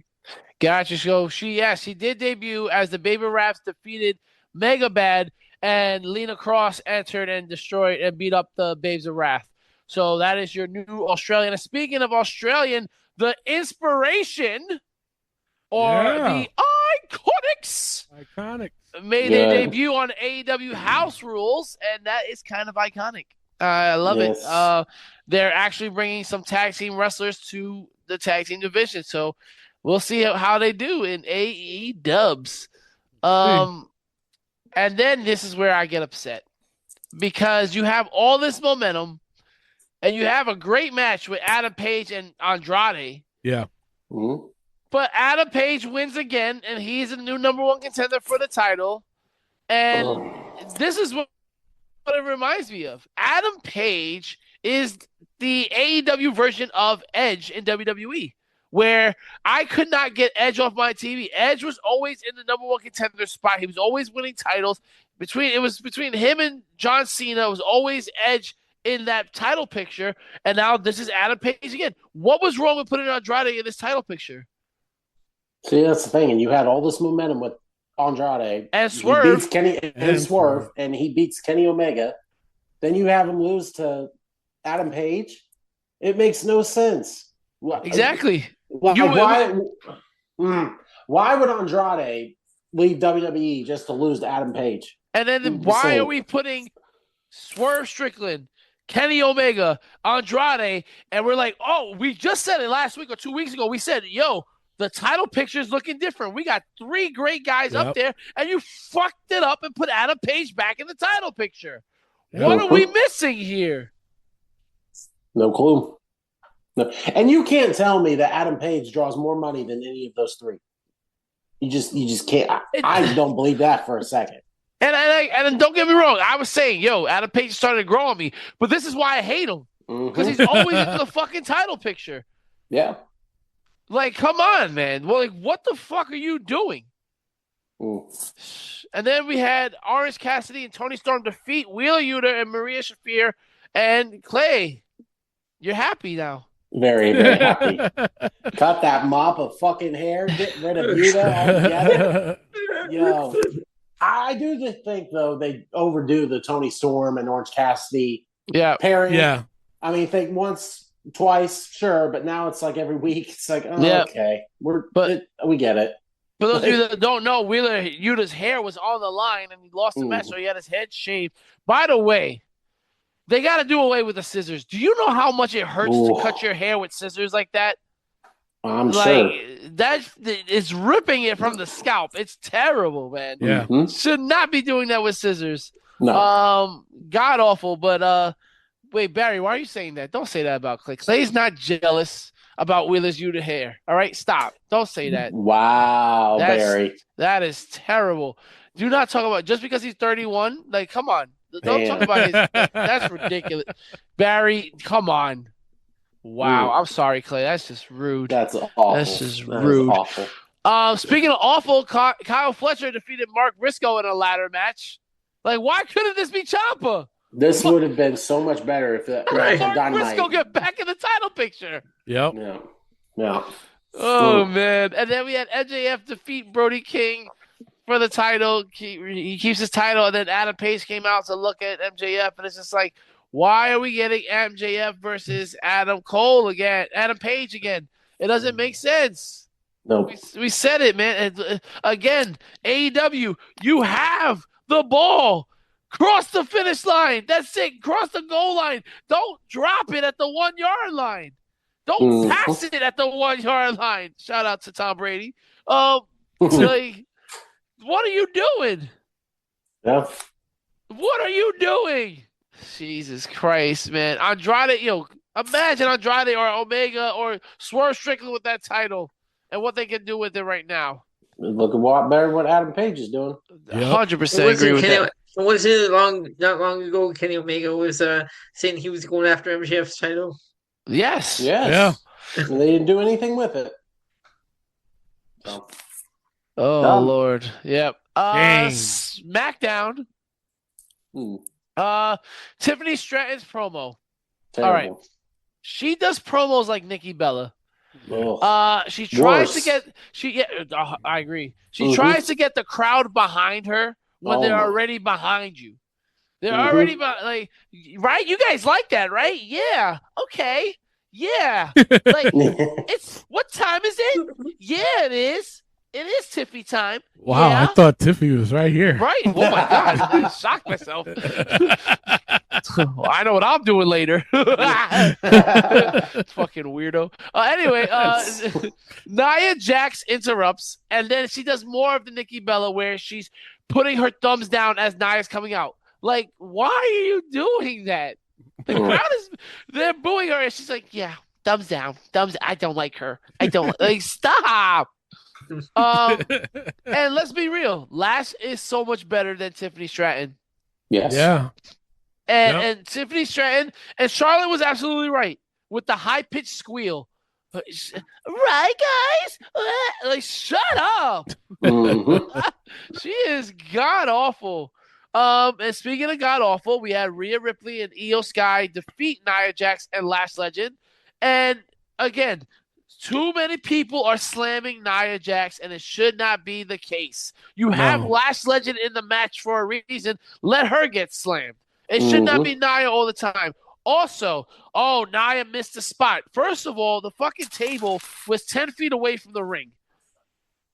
How do you want her to fall? And she took the fall. She fell into her hole. And she was on her hole. And that, like, come on, bro. Like, she fell on her ass just there. And the top part broke the table. Yeah. Be proud that they even did that. And why is nobody calling out Io Sky for landing on her face on the moonsault? Oh, yeah. She literally landed on Nia Jax's face, and no one's giving shit to her, but you want to give shit to Nia. That just doesn't make sense. It's just ridiculous. It is. You right, dog? My dog over here coughing. You right? All right. Then we had Aleister Black and Zelina's promo. Nobody wants to see Aleister Black versus Randy Orton at WrestleMania. I repeat, nobody wants to see Aleister Black versus Randy Orton at WrestleMania. And that's what you're doing? Makes no sense. This is what we're doing. And then Zelina needs to stop mentioning names because she's not winning. Oh, I got a match against this one and you're not winning. You're not gonna win, Zelina. So stop. You're gonna beat Miss Bliss and Julia. Get out of here, bro. Jesus. MFT defeated Carmelo Hayes, Ilya Dragunov, Shinsuke Nakamura, Apollo Crews, and Matt Cardona in a put together 10-man tag match. Hey, at least Apollo Crews got a match on SmackDown. Right? There you go. That's a real stat. Bingo card, yeah. That's a real stat. When's the last time Apollo Crews has had a match on SmackDown or Raw? Oh, that'd be interesting. Yes. That it was just all right. MFT won, but what are you doing with MFT now? They don't know. Still feuding with the Wyatts. Yeah. And then Alexa Bliss defeats Julia and Zelina to qualify for the Chamber. I do not want to see her in the Chamber. No. Why are we putting her in there? Should have been Julia. It should have been. Should have 100% should have been Julia. You can throw Javon Evans in that chamber, but you can't throw Julia. That's yeah. I don't like that. Hold on, yo, Alexa, shut up. This is why I can't say that first name. That's why I call her Ms. Bliss, because she want to jump in and like no one's talking to you. Barry, get your girl. It was good to then we had Io Sky and Rhea backstage, and then we get Julia coming out, and she's doing the Oscar screaming thing now, where she like, what are we doing? Let me just say this: not every Asian has to scream throughout TV. And to me, it's like not very many of them speak that bad of English. No. Not all of them have to. No. Why is that? If you see Oscar's videos on TikTok, she speaks perfect English. Yes. So does Io Sky. And Io Sky, too. Yeah. And Julia. I had a conversation with Io Sky. I mean, she talked normal. I can understand her perfectly. Exactly. No. And then stupid. And now Io wants the U.S. title. Please don't do that. What are we doing? What are we doing? Gotta throw it all on Io. Jesus Christ, man. Like she's not a fucking tag team champion. Exactly. And I'm telling you right now, she better not be in the chamber either. Oh, We already you know got Rhea. they got to throw Rhea, though. You got to jump off that chamber and Yeah. do her little. But no, but the problem is with that is Raquel is in that qualifying match. Oh. It's Raquel versus Io versus Kyrie. Well, Kyrie ain't winning. Raquel needs to win that. Raquel needs to, but Raquel won't. I guarantee it. That's god awful, man. She'll be in it. I guarantee God awful. Yep. R-Truth made Damian Priest break character. Yeah, he did. He did. That At was this pretty point, funny. Damian probably doesn't give a fuck. They're going to bury him anyway. Yep. Might as well show some real stuff. Exactly. Talking about Kit Wilson having a camel toe. Oh, man. It was good to see that Chelsea Green is still on TV despite having an ankle injury. I mean, everybody else is injured, always on TV, so might as well have her there. Exactly. Trick Williams defeats Ray Phoenix. Bring back Carpenters. Bring back Jobbers, because there's no reason why Ray Phoenix is having an excellent match against Trick Williams and then loses. Absolutely. And Trick Williams' finisher is the flying knee. Yeah. Isn't that Triple H's shit?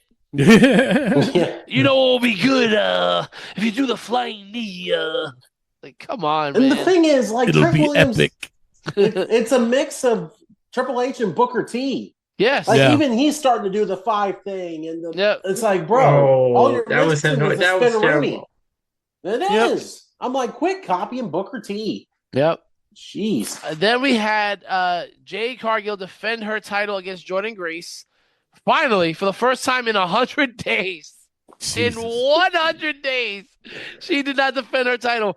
I will tell you this. She was training for those 100 days because this was actually a good match. She actually put on a good show. Yeah, but she we did okay. knew. Jordan Grace was not winning that title. No, exactly. So Jordan Grace loses her match for the title. Then we have the tag teams, Motor City Machine Guns backstage with Fraxium. And then Johnny Gargano says, my tag team partner's gone. I have no friends, no titles. I have nothing left. And then his wife. He's 1 foot out the door, bro. I'm right here. Oh, yeah. He's 1 foot out the door. Well, they both removed WWE from their handles on X, so I don't understand what that's about. But they're going to let their contract go up, and then they're going to join Ciampa. Yep. Yeah. And then I think the worst thing to happen. Now, granted, this was a good match. I think Joe Tessitore really made this match worthy of watching. Cody defeated Jacob Fatu and Sami Zayn to qualify for the Chamber. Drew destroyed Cody and Jacob Fatu, and Sami attacks Drew McIntyre with the Helluva Kick, and then Cody steals the win. He literally took out your opponents for you, but you attack him. Sammy's an idiot. Are they finding a way to put Sami Zayn against Drew? Yeah. Are they going to Why make it a not? fatal 4-way for this fucking title? I hope not. Oh no. Because Clay, Sami Zayn, because that's a Claymore, Sami Zayn has no business in this title picture. And now the only thing I can see is that, well, you attacked Drew after Drew helped you, and then Cody's probably going to win the Chamber, and Jacob's going to want to attack Drew. I just don't understand what's happening here. There's no involvement of Sami Zayn. None. I feel like Drew is going to find a way to get inside the Chamber to attack Cody, and then Sami's going to come out of nowhere and Helluva kick him. There's just way too much in that. Yes, it just doesn't make sense, and I'm not for it at all. Sami Zayn has proven that he is not a main event guy. No. He's not. And the thing of it is, they have to use places like Montreal or Saudi Arabia for him to get over. Yep. Mm-hmm. Those are the only 2 places. Because I could have sworn during this match they were booing Sammy.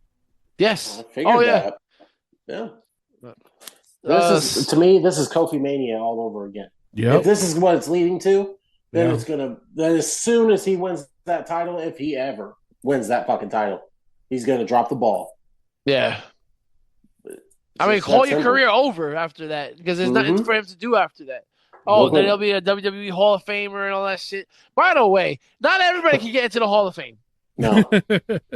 But there are a lot of people left off that list that deserve to be in the Hall of Fame. Yep. But is it just me, or does it just seem like athletes from today are just getting pushed to the fucking Hall of Fame with ease? But I saw somebody, I don't know if it was the baseball, I think it was football Hall of Fame, that it took him 33 years after retirement to get into the Hall of Fame. Yeah, it was the NFL player. I forgot his name. It took him 33 years to get into the Hall of Fame. And then you got people getting on the first ballot that they're available to get in. And it's just like, do you see the hypocrisy there? Do you see how terrible that is? What if he died? I had to wait 33 fucking years to get into the Hall of Fame. Yeah. Crazy, bro. Roger Craig. Yes. Is that for 49ers? It's insane. Yep. Speaking of insane, I think the worst part of professional wrestling was Monday Night Raw. I mean, NXT I don't even count anymore. But Monday Night Raw is so unbearable to watch. Agreed. I wasn't watching live because I can't watch it live. It's that bad. No, you cannot. Though I will be going live soon on our TikTok at wrestling.pov.pod to watch with you guys and see if you guys enjoy it. And maybe I'm watching it the wrong way. Maybe the position I'm sitting in is uncomfortable, and that's why I'm not enjoying this show. Because my wife was like, why are you fast forwarding it? I said, because this is awful. Awful. We start off with the Usos coming out, and Jey Uso, and I think this is the most eloquently I can put this, looks ratchet as hell. Yes. Mm-hmm. What the fuck? You got your shirt wrapped on your head, you got the grills in your mouth, and you look you look terrible. Mm-hmm. Like you look fucked up from the flow up. Like, what is this? And you're out of shape. Put a shirt on. He comes out, and then Paul Heyman is like, ladies and gentlemen, ladies and gentlemen, ladies and gentlemen, ladies. Like, you can't even cut the music because you want them to yeet so fucking bad. Like, you can't even cut the music off because you want them to yeet. Yeah. It would have been perfect if you cut it immediately. Yep. But you didn't. No. And then Logan Paul is now like the leader of the Vision. Is that like what I'm getting from this? That's what it looks like. Yeah. Because it's not Bronson Reed. No. Nope. The fact that Logan Paul grabs the mic and interrupts and starts talking is ridiculous. Yep. And then we get Adam Pearce who interrupts, and they say, "Oh, well, they want Bronson Reed in the chamber." And then LA Knight interrupts, and he was even stumbling on his words, and he normally doesn't, but he was like, "Well, and this guy, let me, and this guy, and I'm gonna do, It's like it was all over the place. Let me talk to you. Yeah, and then we get a match, the Vision against the Usos and LA Knight. And then the Vision, this is what we're talking about, the Vision defeats the Usos and LA Knight. And shortly after, the Vision gets attacked by the Masked Man, or Logan Paul gets attacked by the Masked Man. What? This is with the 50-50 booking. All right, this is over. Yep. And then I was reading where, it's Buddy Murphy. No, it's not. No. Buddy Murphy's short. Yeah. Yep. So right now we don't know who it is. You're gonna reveal it. We don't know when. When you do reveal it, if it's not Seth Rollins, it has to be somebody that's relevant to the story, and I don't see anybody that's connected to the story that it could possibly be. Not at all. Nope. I don't know. And if anybody does know, just write in to us at our Wrestling POV. Tell us. And tell us, email us, Facebook, anything. Just tell us what would make logical sense here. Because it's really pissing me off. Then we see the box. We don't know what's in the box. Also, Adam Pearce, this is why he's annoying. He tells the guy Eli, by the way, we find out his name is Eli, why didn't you open it? Yeah. Because it says not to open until February 28th, jackass. That's why. Like, what do you mean? Why did you open it? And also, it's a federal crime to open up somebody else's mail. Yeah. Stupid asses. Then we had Los Americanos backstage. Again, stupid. I don't get it. This was even worse. We have a women's elimination chamber qualifying match. Asuka versus Natty versus Bayley. You remember when I said I wanted Natty as Natty in AAA? Yeah. I was stupid for saying that. I already fuck that. I told you. So bad. They ruined it. They ruined it. Yep. And not only that, you had Bayley tap out to Asuka. Yeah. Yep. Where you're so like gun-ho about tapping out looking bad, you had her tap out.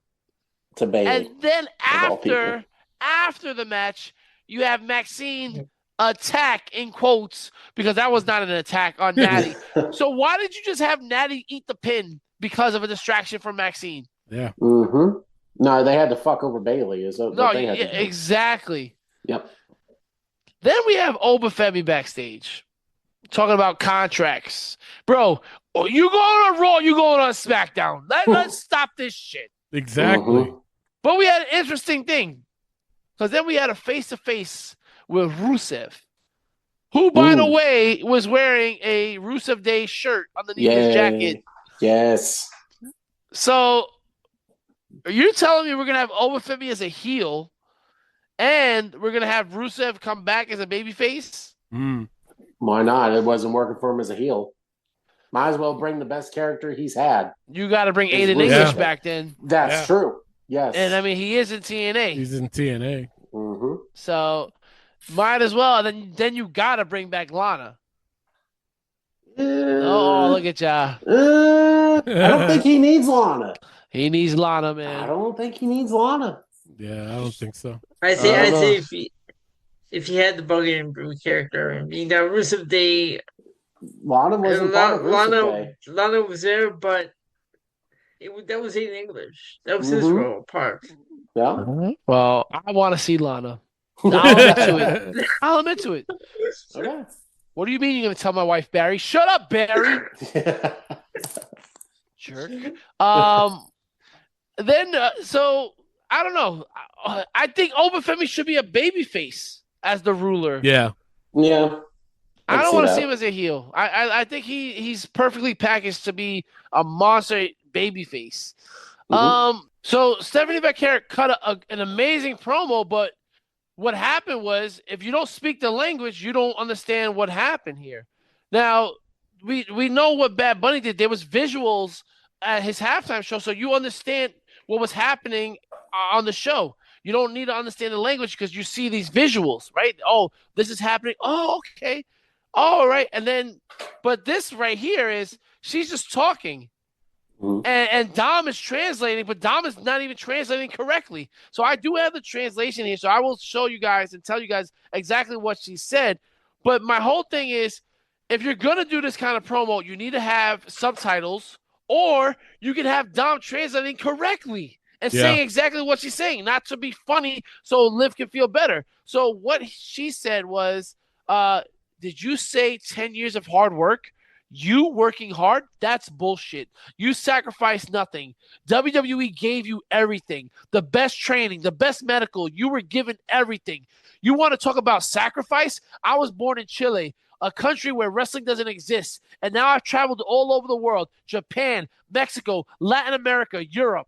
And I've conquered everything. You should be ashamed because you need to hide behind the Judgment Day. It's sad because you need to hide behind a man. But let me tell you something. I went through hell and made it mine.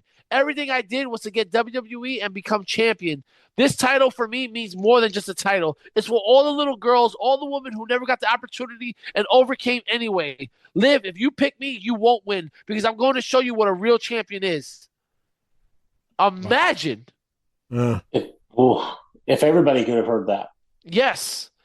But why would Liv cry for that? Exactly. What? You know? Why would that upset her? Yes. Exactly. Yeah.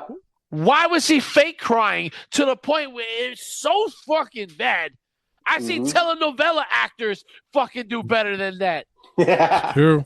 And the camera was zoomed on her face trying to get a fucking tear, and you couldn't get one.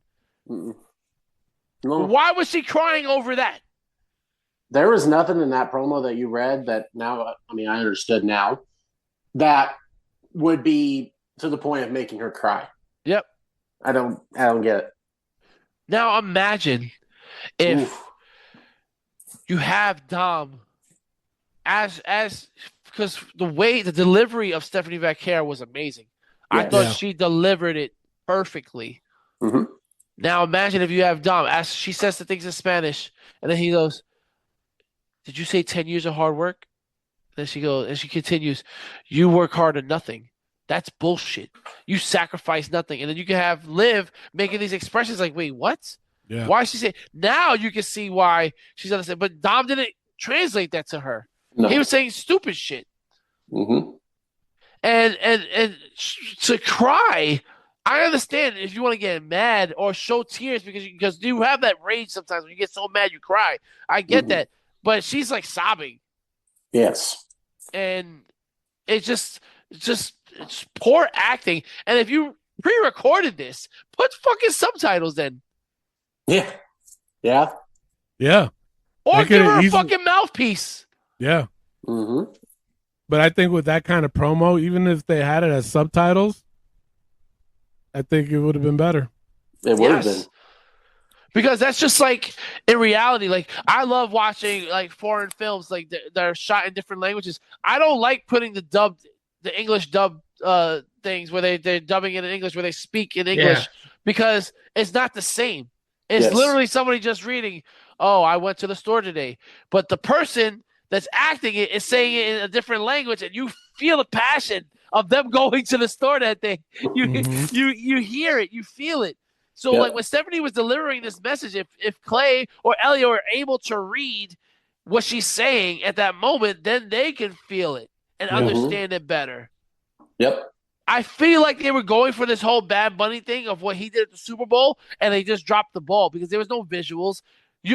Now, Tony, let me ask you this. If they added visuals of her journey, while she's saying it in Spanish, and you have the subtitles on the bottom, and you have visuals of her journey, of her going up, fighting in Chile, fighting all over the world, showing different matches, showing all the sacrifices, the injuries, and all that stuff, showing her with holding the title with little girls in the background. Does that make it a better promo? Yeah. Right? Like, those are the visual effects that you were missing. Yep. Like in the Bad Bunny thing, you can see the struggles of Puerto Rico, and you can see the New York Ricans and all that stuff. You can see him wanting to be a superstar, Grammy Award-winning singer and all that stuff. You can see that in the performance. You're not seeing that here. And you're not giving people a chance to understand it. So, and honestly, if I'm being real, I feel like WWE did that shit on purpose to cause this problem, to cause people to say, "Oh, she needs to speak in English. She needs to do that." And that's fucked up if we're being real about it. Yeah. Because I don't see any positives coming from this promo. Even though it was an amazing promo, you fucking failed her. You set her up for failure, and you fucking dropped the ball on her. And that's fucking awful, bro. Yeah. That is awful. You're not giving this girl a chance. None. I don't even know what to say because I Liv crying. Now you made it about like there's no reason why she should be crying. It's just like where do we go from there now? It just doesn't make sense. And now that's the other thing. Say Raquel does win her qualifying match and she does win the fucking Chamber. We're gonna make it a triple threat match for the Raw title. So where's the story for the SmackDown title? So that's why I feel like a SmackDown person has to win the Chamber and fight Jade because there's no story then for Jade. And well, Liv's got to pick somebody before the that Chamber too. anyway. So. Yeah. We then had the CM Punk promo talking about people deserve a fighting champion. You defended the title twice in 100 days. Over 100 days. You won it November 1st. So stop. Finn Balor interrupts with Dom and JD returns. The amount of stopping and letting the fans chant is annoying. Yes. They're trying to again build this separation between the Judgment Day. Again, fucking end this fucking team already, man. End 100%. it already. Put it down. Yep. We had Rhea Ripley and Io Sky backstage. Asuka and Kyrie interrupt, and they just the screaming. They're just yelling. You're not ready for the chamber. Okay. No. Penta defeats Grande Americano to become the number 1 contender for the Intercontinental title. When is that being defended? Hey, we're gonna drag it on to Mania. That's what they're gonna do. They're gonna drag that on to Mania. Yep, that's the only way I can see it because Dom ain't defending that title anytime soon. Unless Penta loses again, and then we get Finn versus Dom at Mania. Yeah. So you're gonna have Penta lose again? I hope not. I don't know, man. AJ Lee cut a promo talking about how she made a Divas title, which she actually did. Yep. Absolutely did. And then the crowd just sucked. The crowd was god-awful for her. She's trying, and this crowd was not for it. A lot of people did not like this promo from AJ Lee. Becky interrupts, and her overacting is just ridiculous. Becky was worse this one. Terrible. Ugh. She's got to quit with the whole, I'm the best in the world because Sports Center says it and Bleacher Report says it. It's done. Like, quit with it. I get that's a catchphrase and they're trying to get that over, but that's got to quit. Well, what's worse, that or FAFO with Anna Pierce? Bro, both. Yes. First of all, Anna Pierce and fucking Paul Heyman are 2 motherfuckers that should not be saying FAFO. And for those of you that don't know what it means fuck around and find out. Those 2 guys. Adam Pierce is worse. He is. Definitely. It's god awful. And then the Vision are backstage, and Austin Theory can't even open the door. He's trying to leave, and he's like, open the door, open this door. Couldn't open the fucking door. And then you got Bronson Reed, who says he solves the Vision's problems.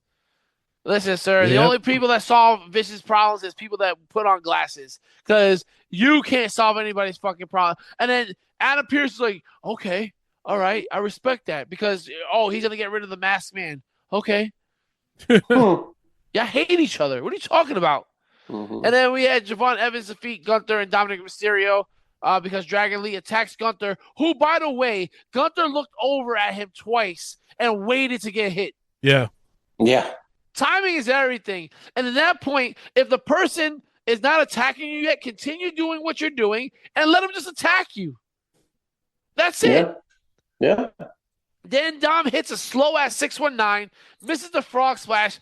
Javon Evans pops up out of nowhere and then hits the cutter to win.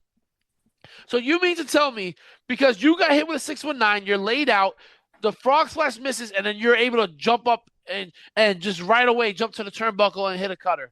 There was no delay, there was no acting, there was no nothing. It was just, I wrote this down. This is absurd. Because again, you're literally just, I just got hit with a 619, jump up to your feet and jump up on the turnbuckle and hit a cutter. Yep. I don't know, man. That is your Monday Night Raw, which I just don't understand how this is still a thing. Like, what? Yo, bring Lance Storm out, bro. New head of creative. I'd rather Lance Storm talk to me and go, well, so this first move is going to be a drag toe hold, and then we're going to do an arm bar, and then we're going to do a hip toss, and then we're going to go do a clothesline, but you're going to duck under the clothes. Like, I'd rather that than what I'm watching right now.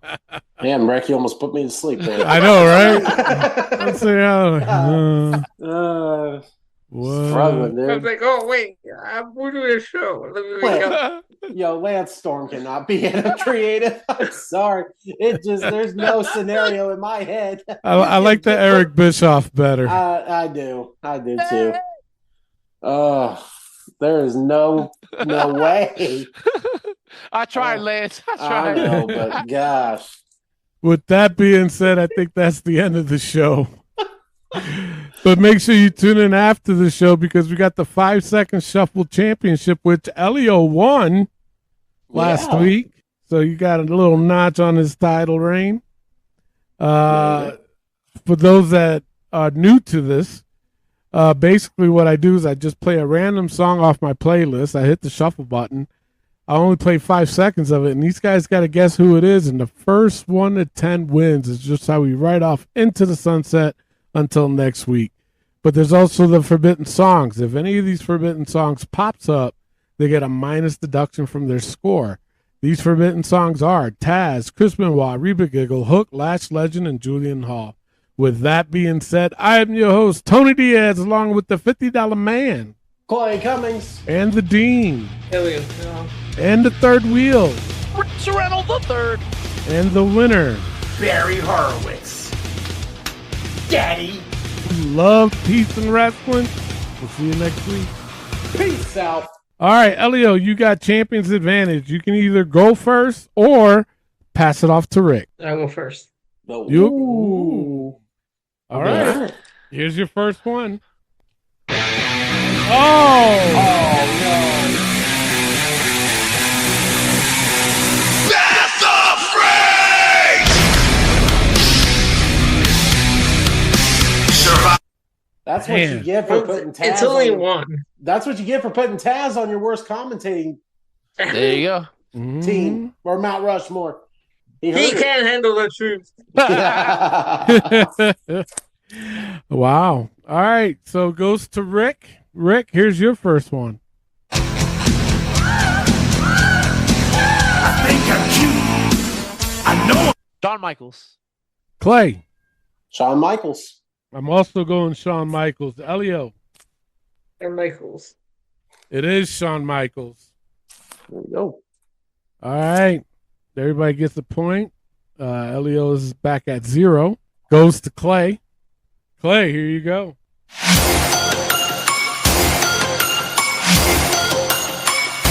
Ricochet. I'm also going Ricochet. Elio. Ricochet. Rick. It is Ricochet. Featuring Triple H, by the way. Lord and like, bro, why? Right? Yeah. Unbelievable. All right, so everybody gets a point on that. It's on to me. Here I go.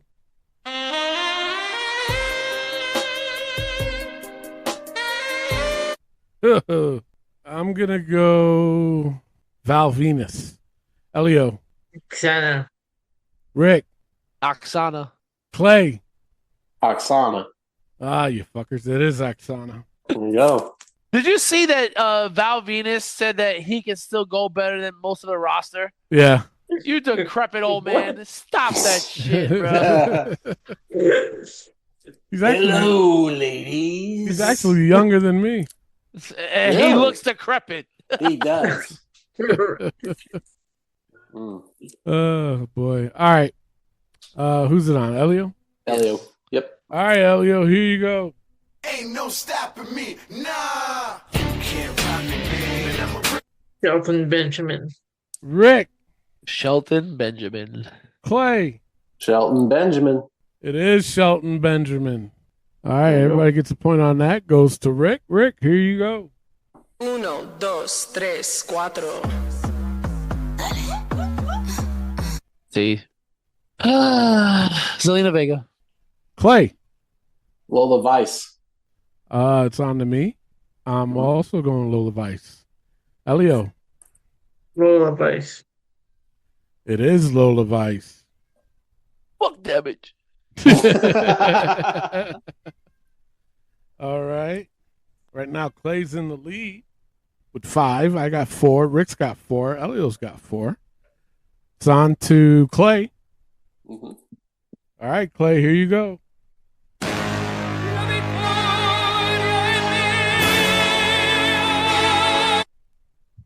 Santino Marella. I'm also going Santino Marella. Elio. Santino Marella. Rick. Santino Marella. It is Santino Marella. There you go. All right. Goes to me? Yep. All right, here I go.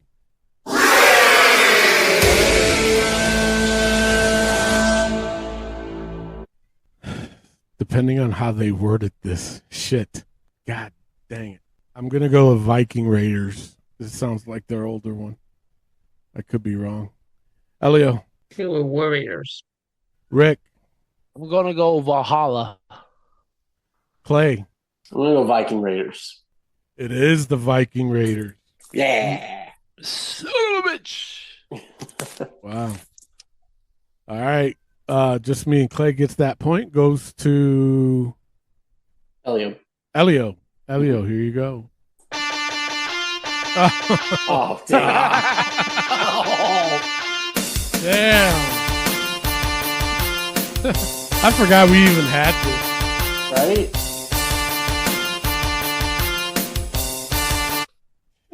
Hold on, let me get my Super Nintendo system. I know, right?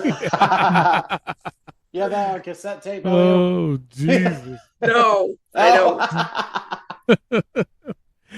Oh, wow. All right, goes to Rick. Rick's got 5. Could he get 6? Here you go.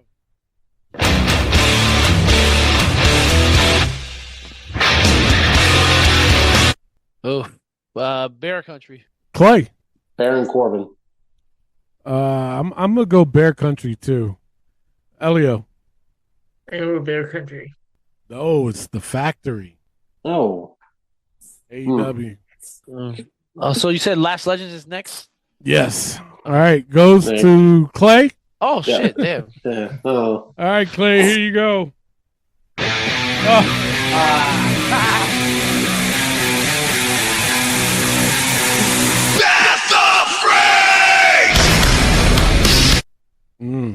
Damn. You hate to see it. Got hit Okay, with putting Taz. Michael Cole off and putting fucking Taz.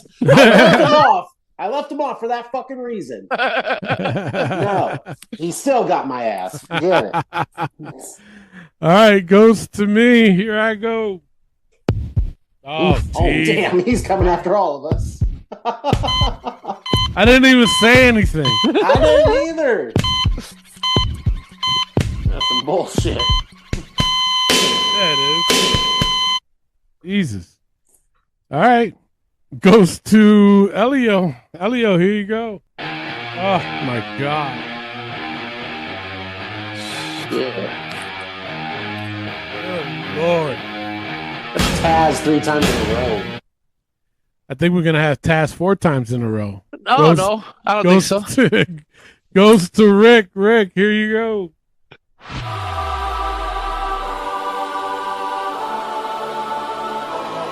Bailey.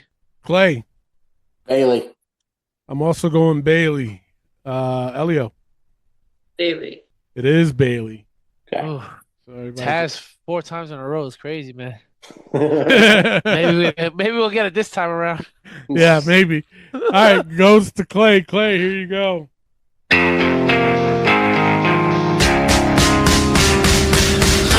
Joe Gacy.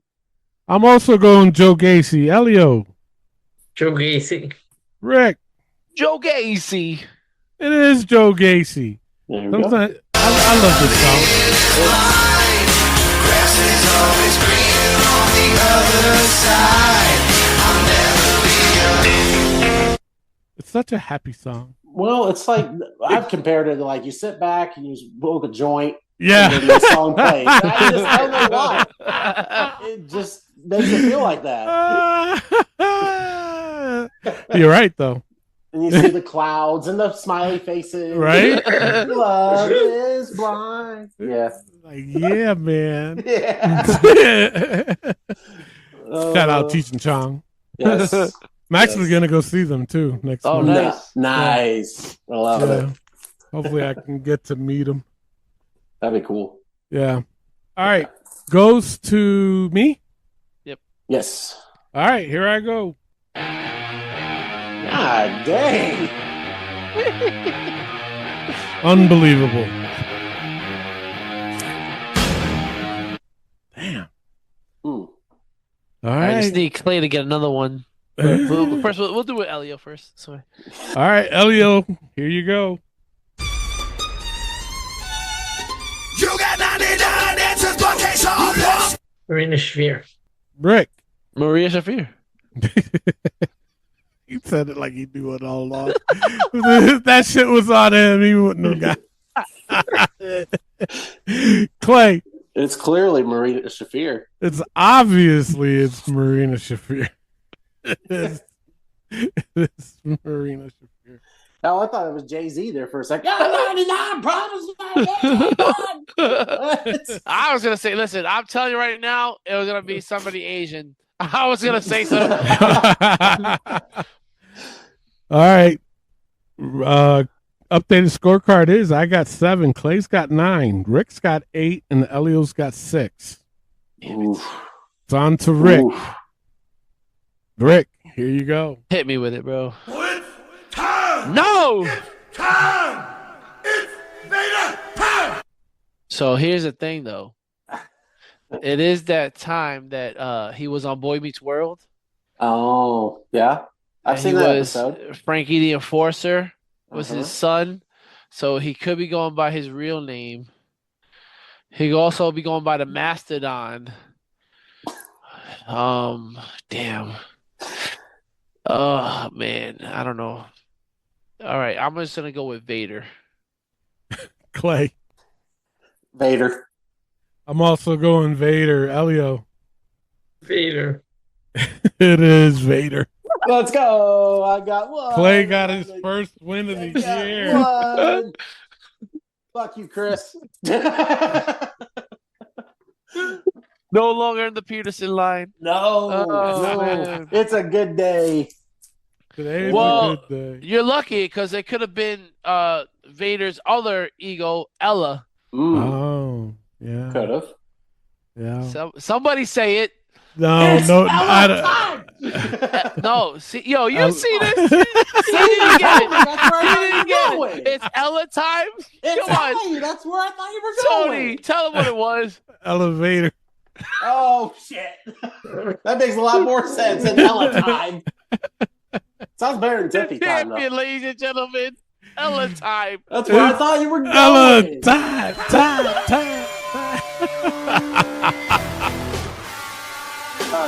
Wow. Come on, Clay. No. Right there. It was right there. Swing and a miss. He is the Triple H of WrestleMania. Oh, damn. Ouch. Now I have a real reason to cry. I'm like Liv Morgan.